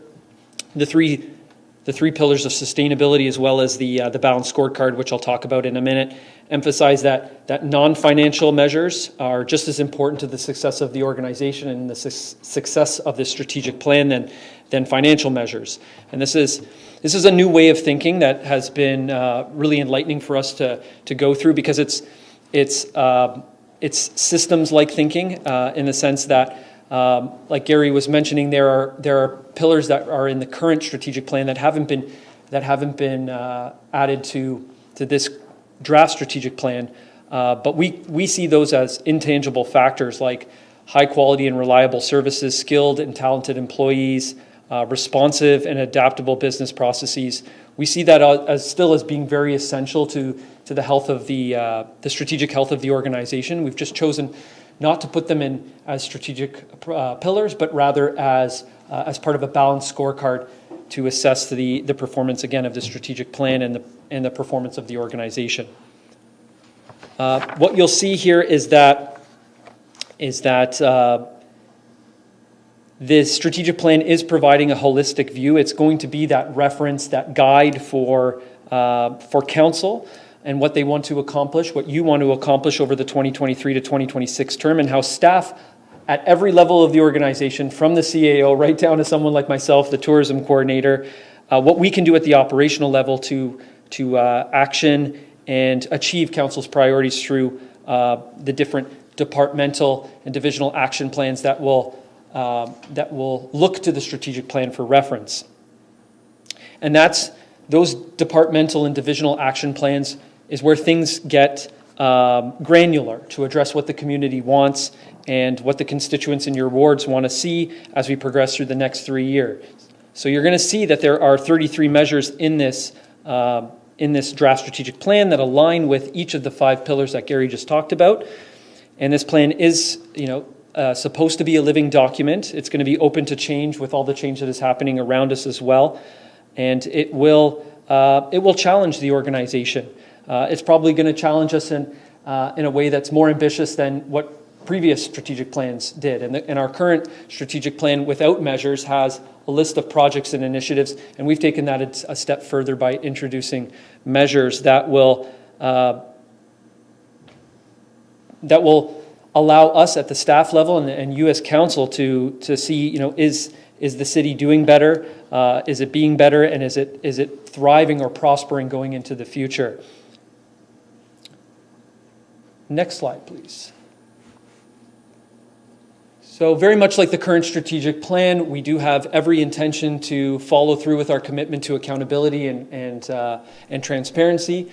And I do want to add that there was an additional slide that I added to this slide deck that was that snapshot of the survey results, and that was not included in your agendas, and I apologize for that late addition. I just felt as though a visual would help to give you a better idea as to how we organized and categorized the community issues and concerns that came from the survey results.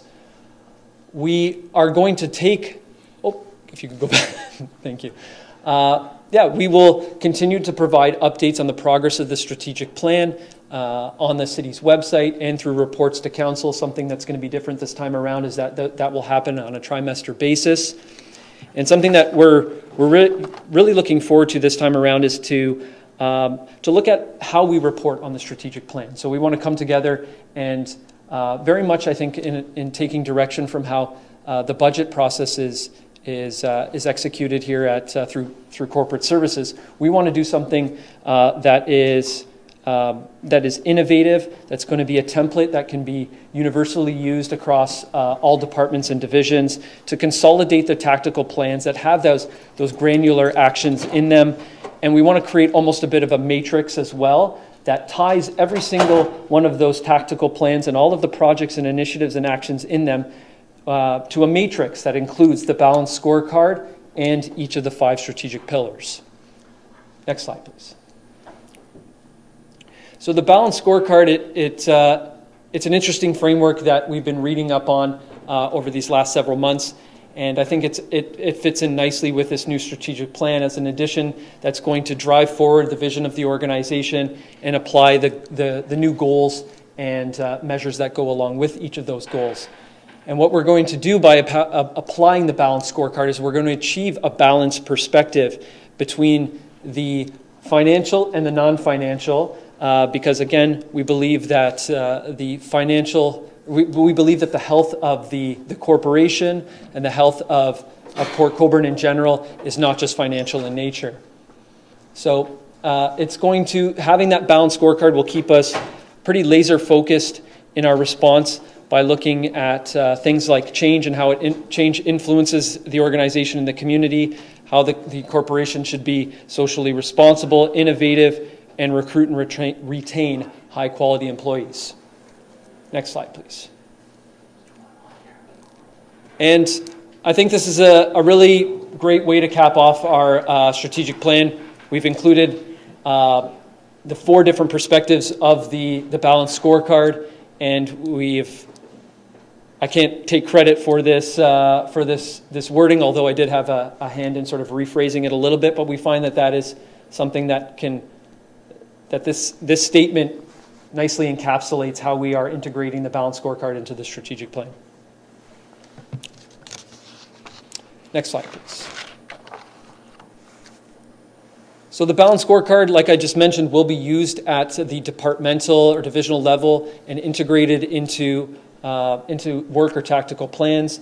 There is this initiative that we're taking on with this current strategic plan to rework the way that we report on the strategic plan and the success of the strategic plan by consolidating all of the departmental and divisional objectives, making sure everybody has a consistent, every department and division has a consistent template to work from. And we're going to try to also introduce, hopefully, an innovative solution just to give you a clearer snapshot without you having to look through pages and pages of information to understand where we're at. Next slide, please.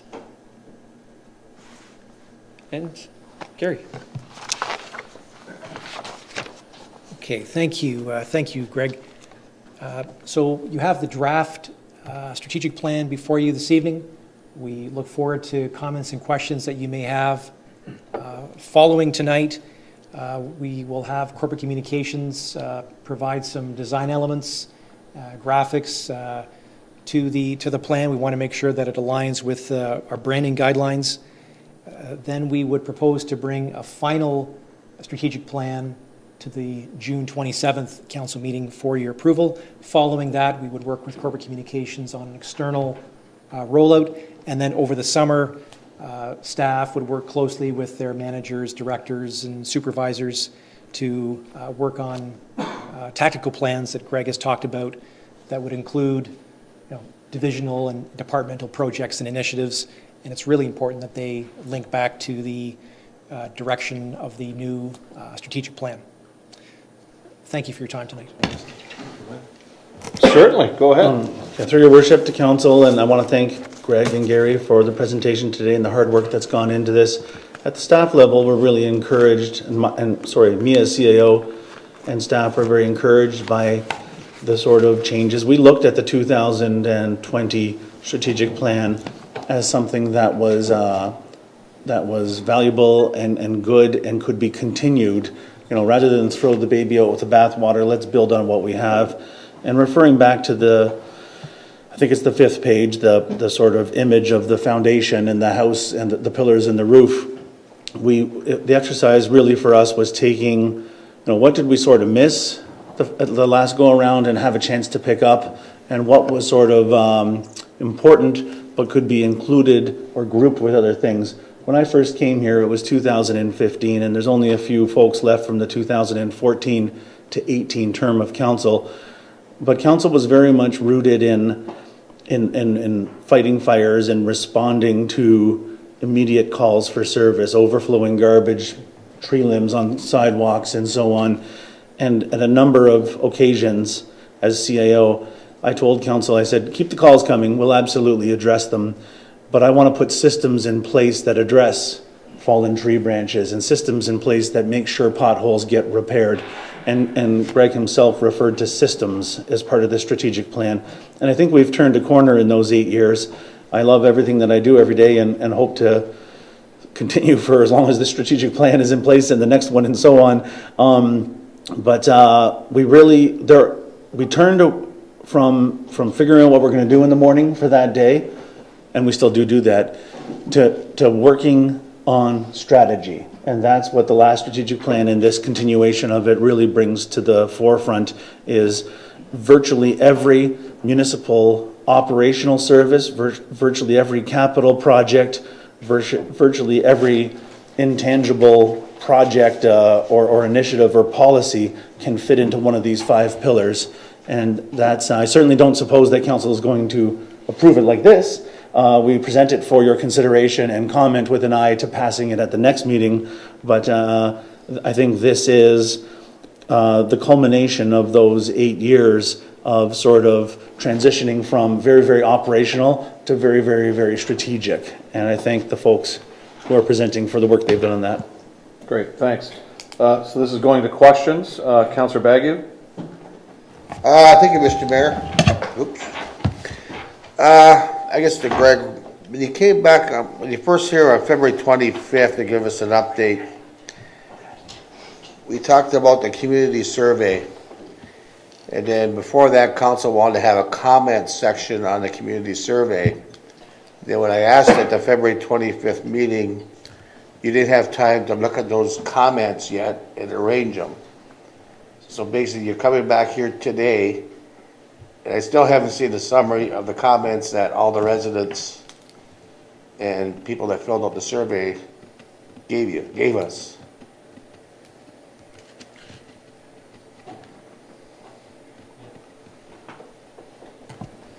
Yes, through your worship to Councillor Bagu. So when we exported the results of the online survey from the digital platform we use, there were hundreds of comments that were very wide-ranging in nature, from very positive to very negative. And what I did was, it would have been, generally with my background sort of in qualitative research, is that you don't just essentially provide, the upon request, all of that information in whole and expect someone to go through it in length. So what we did was I personally went through, and I was able to use a system that I have. It's known to be used by qualitative researchers that kind of pick up keywords that we were looking for. And those keywords have to do with the categories, the category of responses that were found in other parts of the survey. For example, crime, theft, environmental issues, conservation. And so what I was able to do was I was able to sift through, which is a large amount of data, and find the salient and common. Salient being important and common patterns and themes, and then I was able to work with that information to make sure that we were on the right track. Those comments can be provided on an individual basis. We do have to follow privacy rules and regulations, so it's not something that I think we would put out on the city's website together with the report that I am compiling with all of the survey results to add. All of those comments would require me to go in and probably do some redacting for some of the comments used, and to maintain that person's privacy as well. So what I guess I'm trying to say is that information can be provided to you. We did collect a number of comments, and they are quite wide ranging. But I was able to use them and the skills that I have and the knowledge I have as with a bit of a background in qualitative research to sift through a large volume of qualitative data and make sure that we're on the right path. Councillor? Thank you, Mr. Mayor. Through you, thank you, Greg. I do appreciate that you did look at them and took them seriously. That's the whole point of me wanting to have comments in the survey to begin with. And if I go on my next question, Mr. Mayor, if it's okay with you, I'm still a little bit puzzled how each department can do each department's work plans and optical guidelines and do a scorecard or whatever on any project they want to do. So maybe when you come back with an update to council, you show council sort of an example of what one or two projects did, like say Public Works did a project and this is how they scored. This is how they took the strategic plan, like environmental and stuff like that. And I know minimized financial impact is you had it in there, and I know our director of finance would appreciate that. But when I see the environment and climate change, I know it is more expensive, and I don't want to see the minimized financial impact to take a priority over climate change or environment. We're going to have to bite the bullet pretty soon, more electric vehicles or whatever. But we compare the cost with gasoline. Well, hey, it's financially impact to buy a gas one, rather than electric one. So I just want to see actual couple examples when you come to council when we approve this, and I appreciate it. Yes, through your worship to the councillor, and I believe.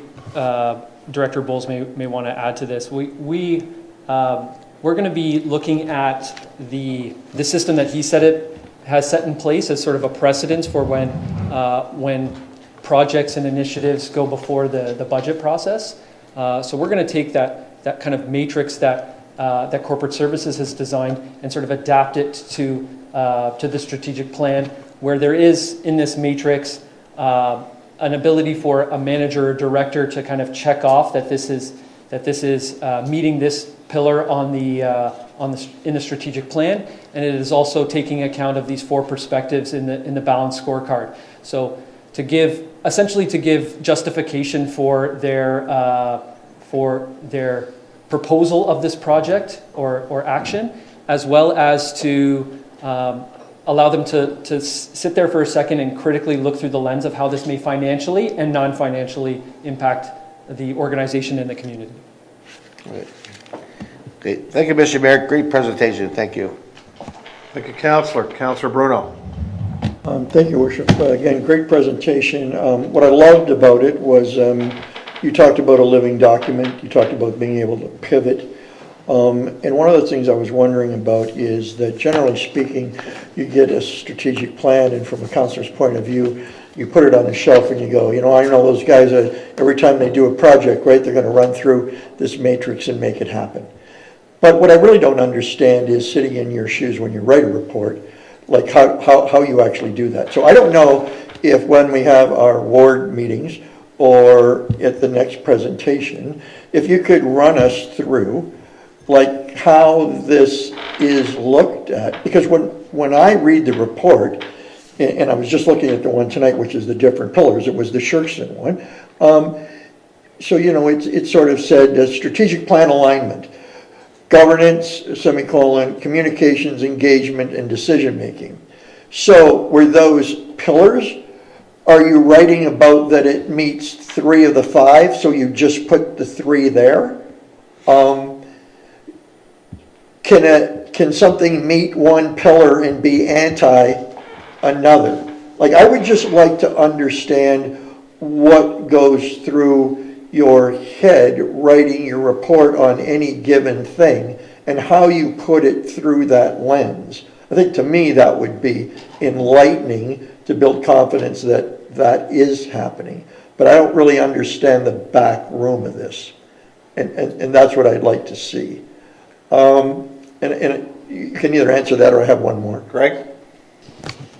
Yes, okay. And through your worship to Councillor Bruno. So I think that also is sort of an extension of what Councillor Bagu said about giving an example, I think, as at the next council meeting as to how we put this through this new system that we've created, and maybe in going through that and with council's overview, we may find that something is amiss and something is maybe canceling out another factor or another pillar in the strategic plan. So we do want to provide an example at the next council meeting for your review, and then improvement from there. This is something that is new, given the new elements that we've added to the strategic plan, being the measures, the goals, as well as the balanced scorecard. So we're going to try our best to make sure that, and we are confident that we can integrate all of them, but I'm sure that it won't be perfect, and we will be open to suggestions. Can I just jump in on that? Yep, go ahead. As for your worship to Councillor Bruno, and I think there are 2 different sides of that coin. One is the staff report level, but one is our overarching operations at the city. So when folks come into work and they're working on a project, I'm thinking of public works, I'm thinking of environment and climate change as one of the new pillars.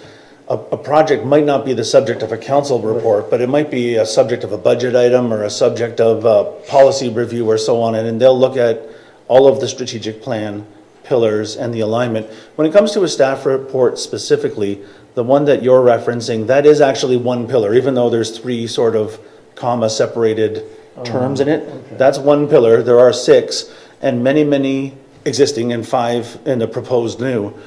Sometimes a staff report will touch more than one of those pillars. So I'm thinking, for example, of something around an affordable housing policy.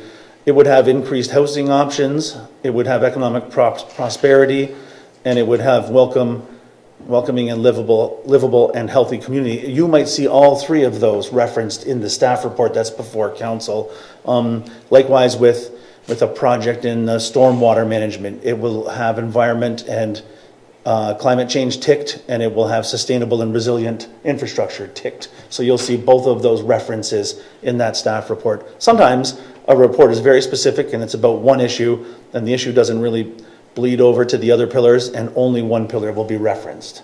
So our actions at work are guided as staff, but also what you see as the policy level before you as a staff report will tick one or more of those boxes for the 5 pillars. Okay. Just one more, and this struck me tonight. I don't know why it didn't when I first read it. In some of these pillars, particularly if you go through sort of like page 9 and probably 8, they start drilling down into certain issues, like, wastewater to water, or park acreage to population. Are these examples? So, like, pivoting and outside factors are one thing, but I don't want adopting this to be entrapment.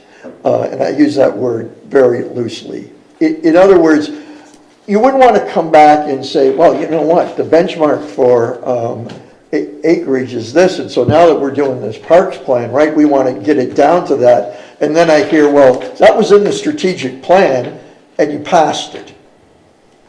And so I just want to know that whilst these are actually pretty granular, specific points, that besides outside influences, and I know there's always the option for council to change its mind, but council's going to gather the feel of the community, their own sense of the community, and it might not match those benchmarks or KPIs.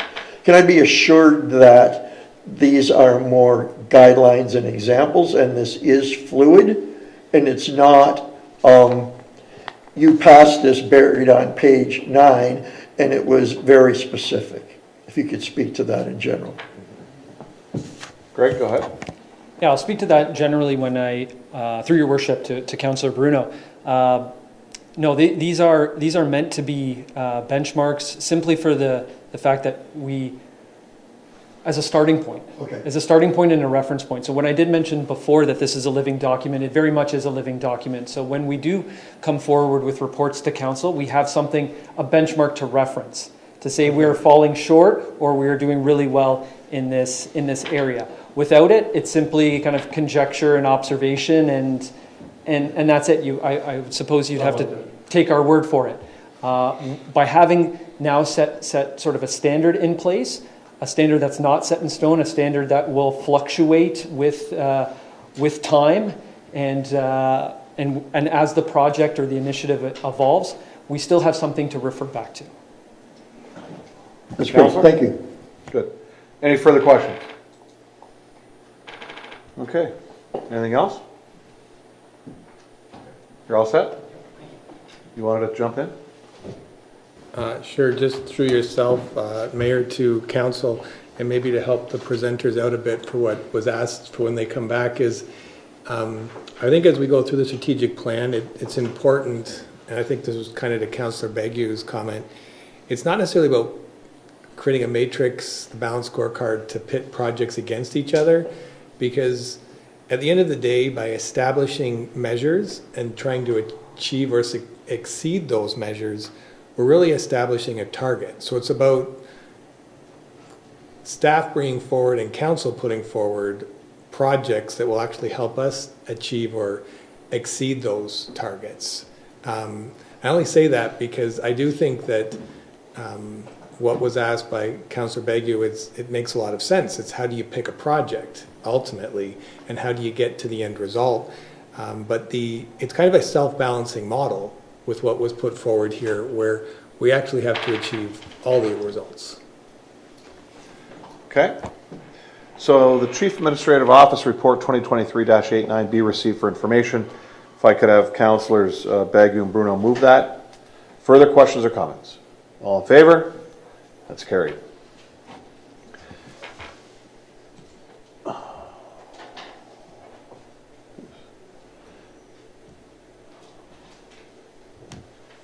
Item 8.4 is the East Side Employment Lands Phase 1 Servicing Project. Recommendation that Chief Administrative Office Report 2023-109 be received. That the Director of Public Works be directed to initiate design work, engineering, and construction in partnership with Niagara Region for Phase 1 servicing for the city's East Side Employment Lands. That the Director of Public Works be directed to retain a qualified engineering consultant to review, revise, and update the detailed design and drawings for the proposed infrastructure for the East Side Employment Lands. The Manager of Strategic Initiatives be directed to submit an application to the Ministry of Economic Development, Job Creation and Trades, Southwest Ontario Development Fund to request funding for servicing work for the city's East Side Employment Lands, and that the Council commit to funding the city's share of the project from 2024 and 2025 capital budgets. I have Councillors Bruno and Hoyle. Councillor Bruno, questions? Thank you, Your Worship. Questions were answered during the day today. Thank you. Thank you. Councillor Hoyle? Through you, the Mayor, my only thing was that I want to make sure that when we do this investment that the public, I don't know how you say it, is there, by developing it, there's interest in the land to recoup the costs eventually? I know I was asked that the other day by a resident. Mr. Long?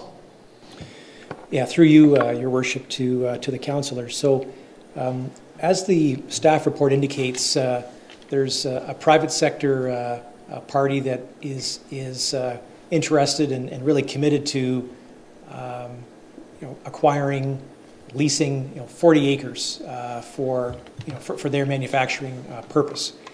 That private sector partner is expected to contribute to a portion of the cost of the servicing project.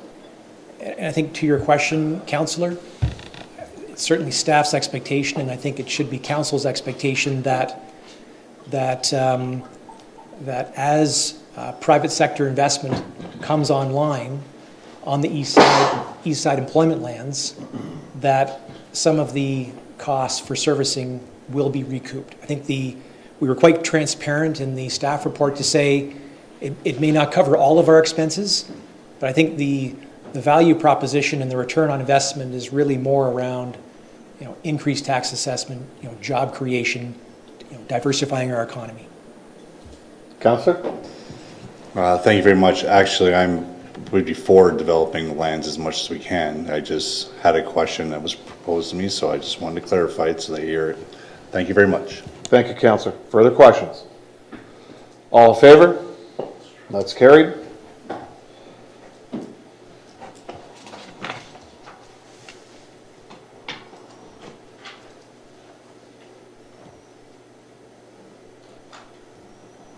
Canal Days, or 8.6, Canal Days Marine Heritage Festival recommendation that Corporate Services Department Report 2023-77 be received. That the draft bylaw to amend bylaw number 7006/44/22, being a bylaw to establish a permitting system for the parking of vehicles on designated highways and parking lots in the City of Port Colborne attached in Appendix D. Corporate Services Department Report 2023-77 be approved. I have Councillor Bodnar. Thank you, Mr. Mayor. I just brought this up so just to highlight the people that we're certainly working on making this better each year, and maybe through you to Brian. Maybe did we learn something from the past that we're implementing in this? In this go-around? Mr. Walls? Yeah, through the mayor to the councillor and council, I think we did, and it actually, even the experience we had with Nickel Beach was another learning experience where getting out as early as possible, communicating and keeping that line open as early as possible helps a lot with explaining the changes in traffic patterns. And you can, and anybody reading the report can see there is a couple new areas where the city does have parking lots over where we have the children's zone, the kids zone, and that we do have a couple parking lots over there, and we will look to put up the same participate pass model. So if you're from the city of Port Colborne, you'll be able to park there for free. But if you're from out of town, we'd request that you'd use the Honk app to contribute, and we'd use those funds to offset the cost of canal days. So we'll be out talking to the community over there because they'll see the sign go up, and that will help. The other thing that we are, and I think it's in the report, we are looking at making some of these signs more permanent, so every year we don't have to reset them up, and that will just save labor time in the future. Okay, Councillor? All set? Further questions? If I could have Councillors Bodnar and Aquilina move that. No further questions or comments. All in favor? That's carried.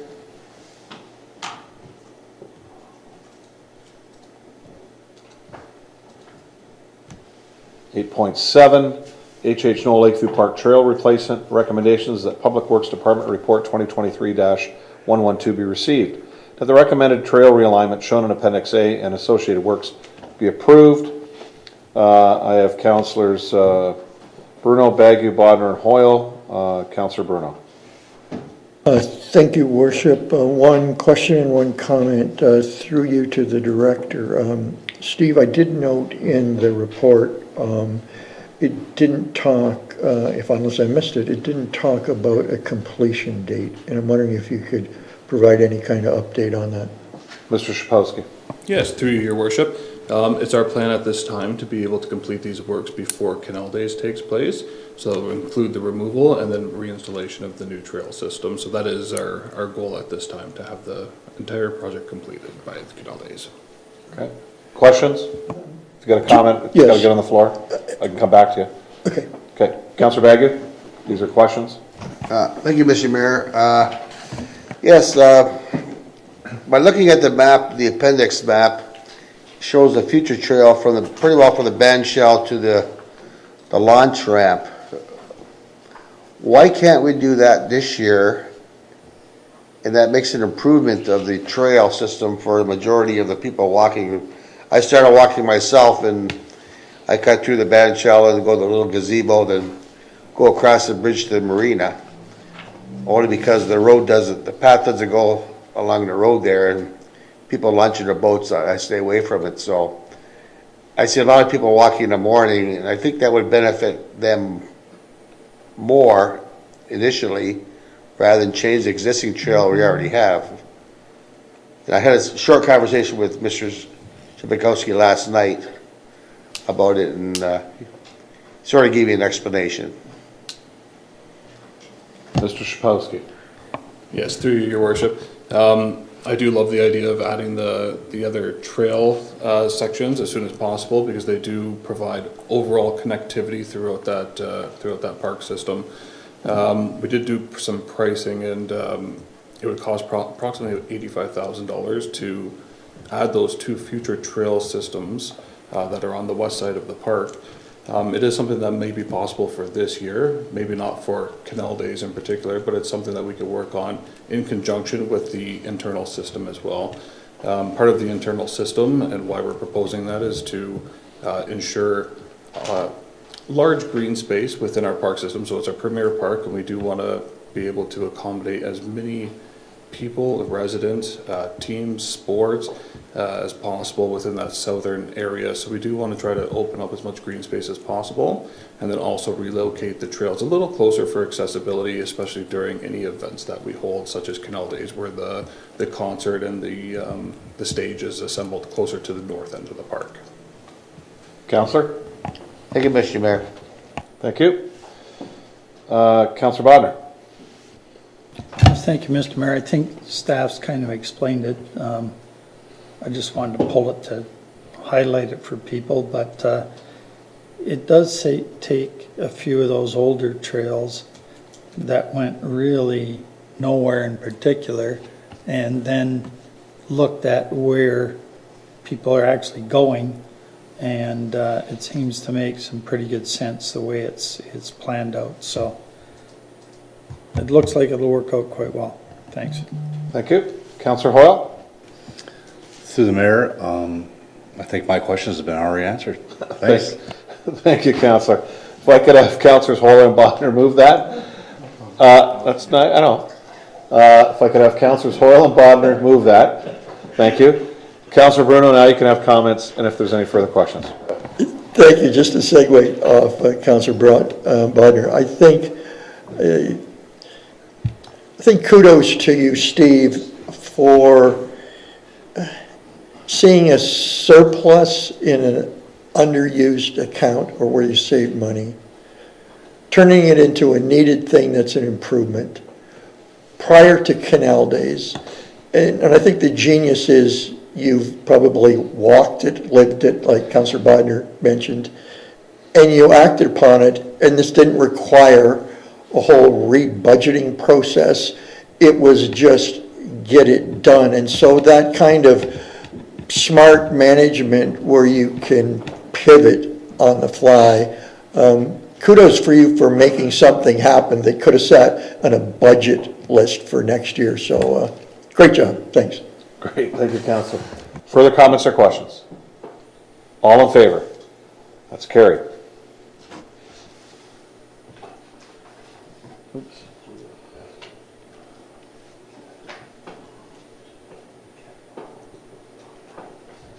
Item 8.8, Administrative Monetary Tier Penalty CAT bylaw. The Community Safety Enforcement Department Report 2023-111 be received. That bylaw 4949/5/07, being a bylaw to provide for the control of cats in the city of Port Colborne, be amended to allow for penalties under the administrative monetary system. That the bylaw 6902-50/21, being a bylaw to establish a system for administrative penalties for non-parking offenses within the city of Port Colborne, be amended to include fines for control of cat bylaw 4949/5/07. I have three councillors, Bodnar, Aquilina, and Hoyle, that want to ask questions. I'll go to the chief, though, for an overview if he wants to give it. If there's anything more to add, or do you just want to take questions? Oh, I can take questions, but I real quick through the mayor to council. So this is a request from the SPCA. They take care of our animal control issues for us. This is an issue that's kind of come up in the recent with a few different complaints, and this is a way that we're trying to get out of the court system. Currently, they use a Part 3, which anybody that knows through the court system, we're looking at 18 months for some kind of resolution and a lot of money and time. So this is our way to try to streamline it. At no time do we want to fine people. We want compliance, and this is, once again, one of those tools that changes behavior. It's not punitive. Thank you. Councillor Bodnar? Mr. Mayor, can you drop me to the bottom, because these two other councillors had some really good questions that Perfect. I don't want to steal. So Councillor Aquilina. Through you, Mr. Mayor, to the fire chief. I understand the concept of the report. What I'm having difficulty understanding is how we are going to implement an AMPS penalty, in the sense that if the SPCA is going to be responsible for enforcing this, by the time, I'm not understanding the full process. So by the time a resident has a cat in their yard or whatever, and they call the SPCA, likely the cat will be gone. And so how are we enforcing something that we may not be able to capture? Or I don't know if I'm making sense, but I'm not quite understanding the linkage of how we're going to enforce an AMP penalty. And then what if a resident is disputing it, like having the penalty put on them, and they're disputing it, saying that wasn't their cat, like what are our measures to enforce this, is what Chief? I'm trying to understand.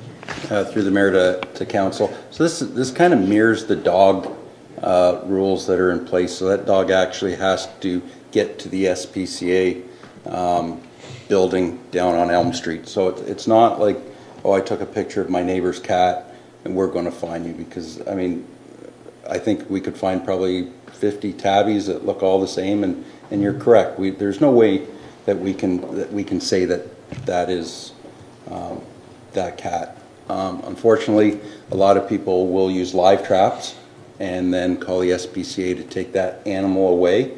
And at that point, when that person goes looking for their animal, they come to the SPCA.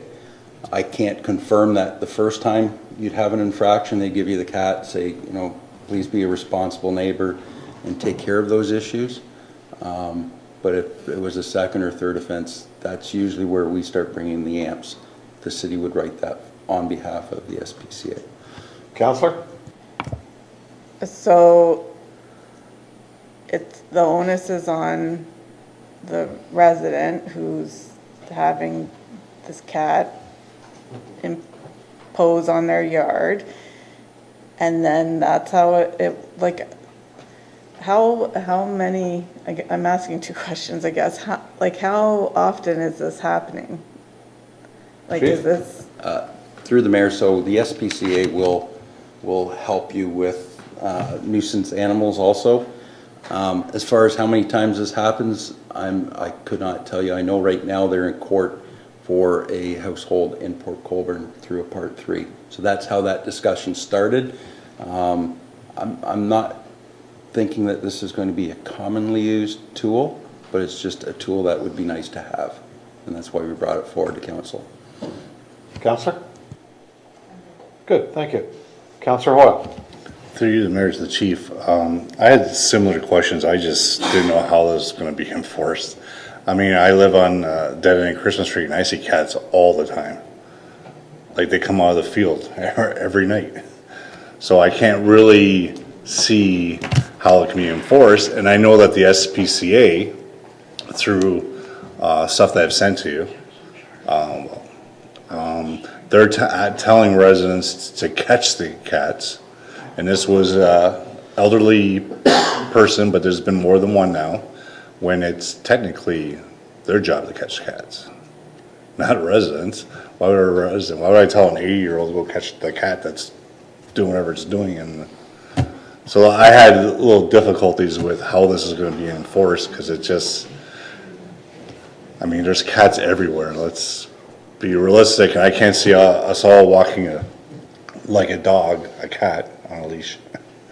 Just through the mayor to council. So the SPCA strictly works on a complaint basis. So while there's multiple cats out there, it's that cat that's going and doing not nice things to the neighbor's garden, and they don't want that issue, whether they've got a bird feeder, they're chasing the birds away.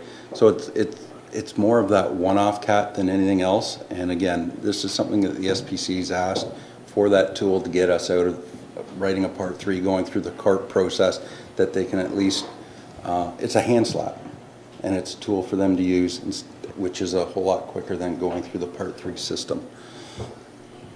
Councillor?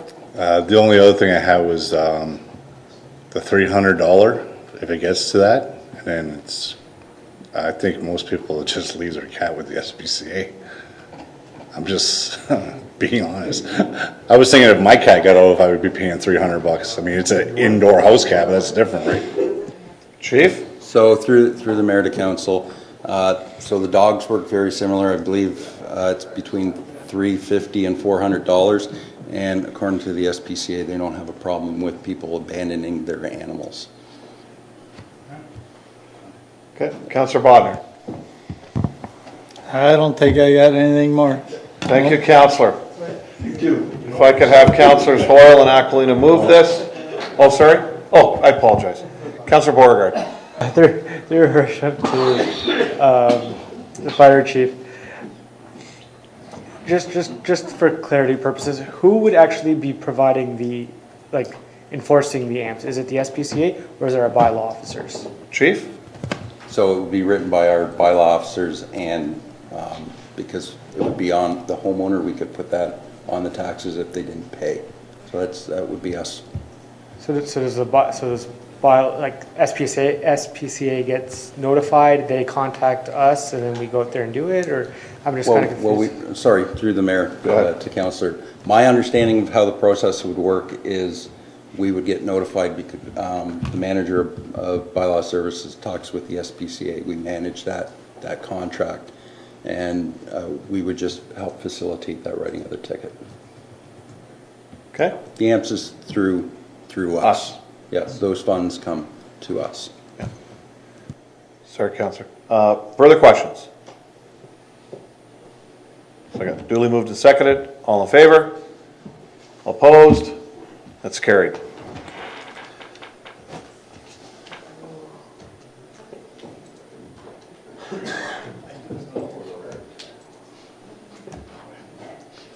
So this is under correspondence, Council. It's item 9.1. It's the Niagara Central Dorothy Rungling Airport Commission. It's a letter with regards to the road condition on River Road. And it's basically running in front of the airport property, which is actually in Font Hill. So it says that the section of regional road between O'Reilly's Bridge and the end of the airport frontage, just past the airport entrance driveway, that it's in a serious state of disrepair, and it's been that way for many years.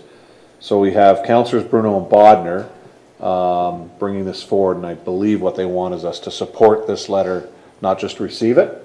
So we're asking for council's support in having this repaved.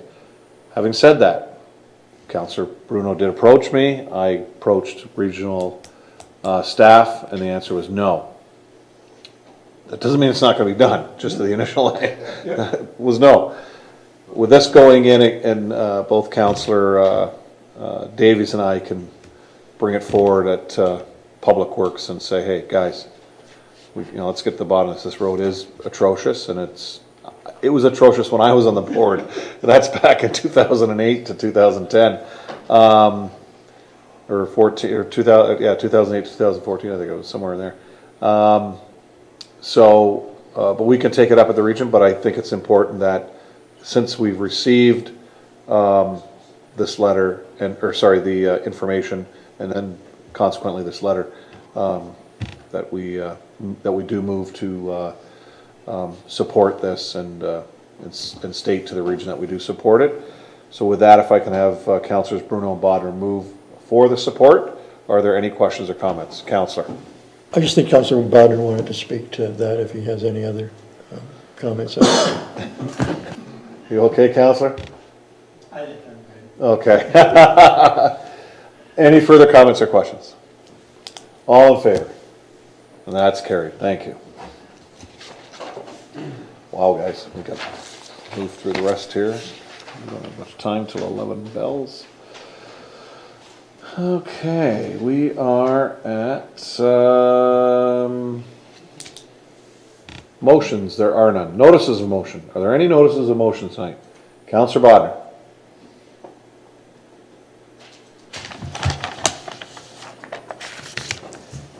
Thank you, Mr. Mayor. I'm providing notice of my intention to bring forward a motion at the July 18th, 2023 council meeting regarding a request for amendments to the city's discharge of firearms bylaw and noise control bylaw. Okay, thank you.